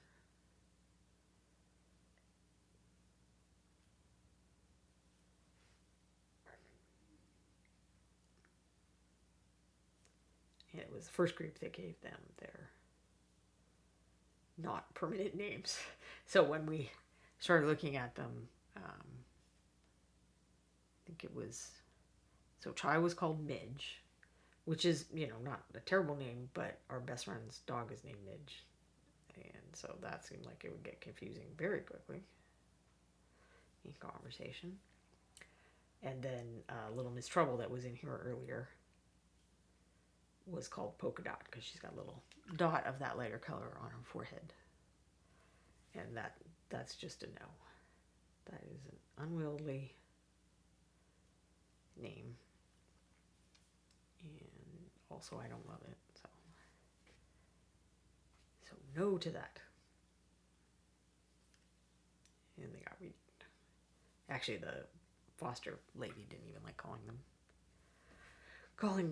Polka Dot, so she did not learn that name. But I've never had two cats get added to the household at the same time, and I'm unclear on how you teach them their names in that scenario. Because there's two of them. They're almost always together. Like, do we split them into separate rooms and get treats and work on teaching them their names? I don't know. Because all our other cats have known their names. Would they always respond to that? No, because they're cats. I mean, I had one that would almost always come because she, couldn't be sure you weren't going to have some snacks or something. So she might as well saunter over and check that out.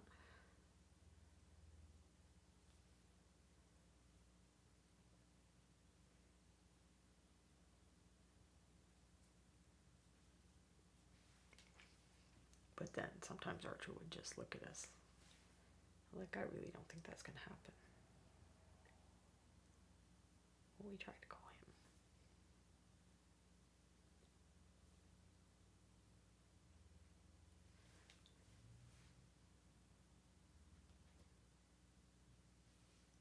Well, I'll have to fix that later.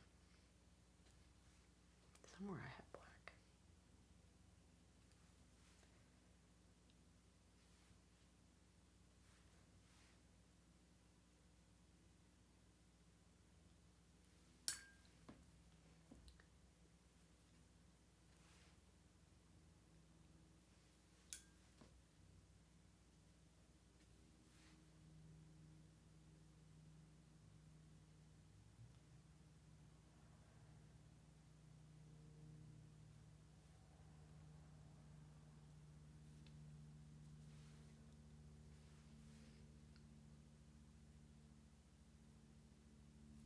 So this is a cylinder, but I'm doing light from above more than the way you would strictly do a cylinder as wool,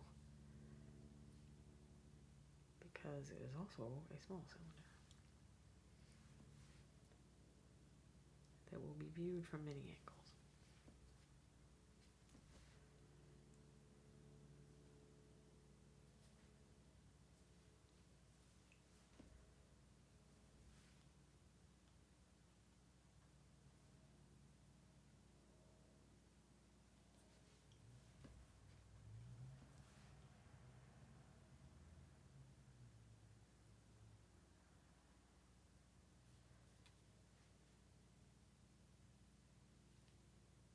Almost there, I think. That part sticks out a little.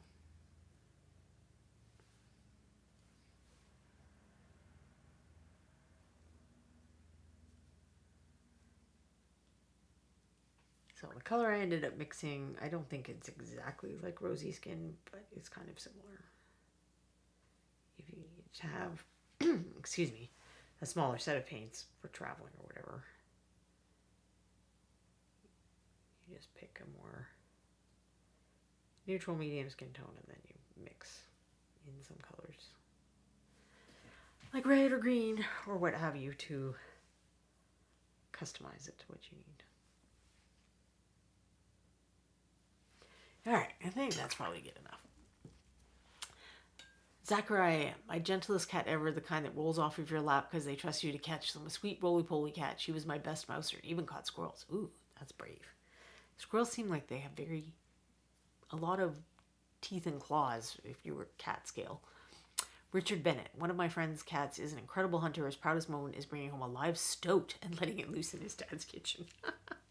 That's the nice thing about we walk Corbin outside. He doesn't get to go outside and roam freely. Is that we can not allow him to bring the dead things or the not entirely dead things into our home. I mean, the things he catches out on the porch, screen porch, make it in. But there's not much we can do about that. So I think Quindy's probably hoping that I will wrap up soon. So I'm going to leave him here. Didn't quite get done, alas, but we did get to talk about blending some.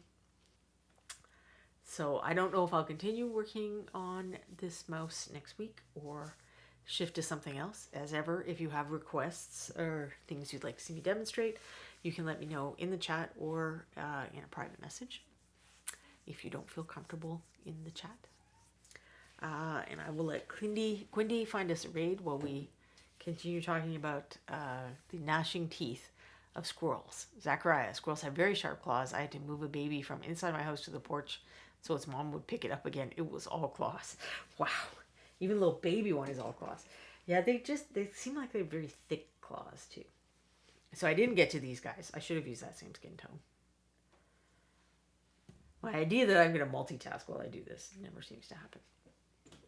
This guy's almost done. I just wanted to work on his eyeballs and the base rim. But perhaps another day. So thanks for coming. I hope that wasn't completely boring or useless.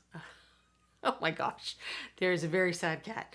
I don't think I should let her in yet though because I have to clean up still. But I will cover this up. Hopefully next time we can get her sister to lie in the bed and entertain us with cute sleepy cats. We had a squirrel in the house once and he did not want to leave. Quite a fight to dislodge him from a bookshelf. Wow. I wouldn't think a squirrel would want to stay in the house.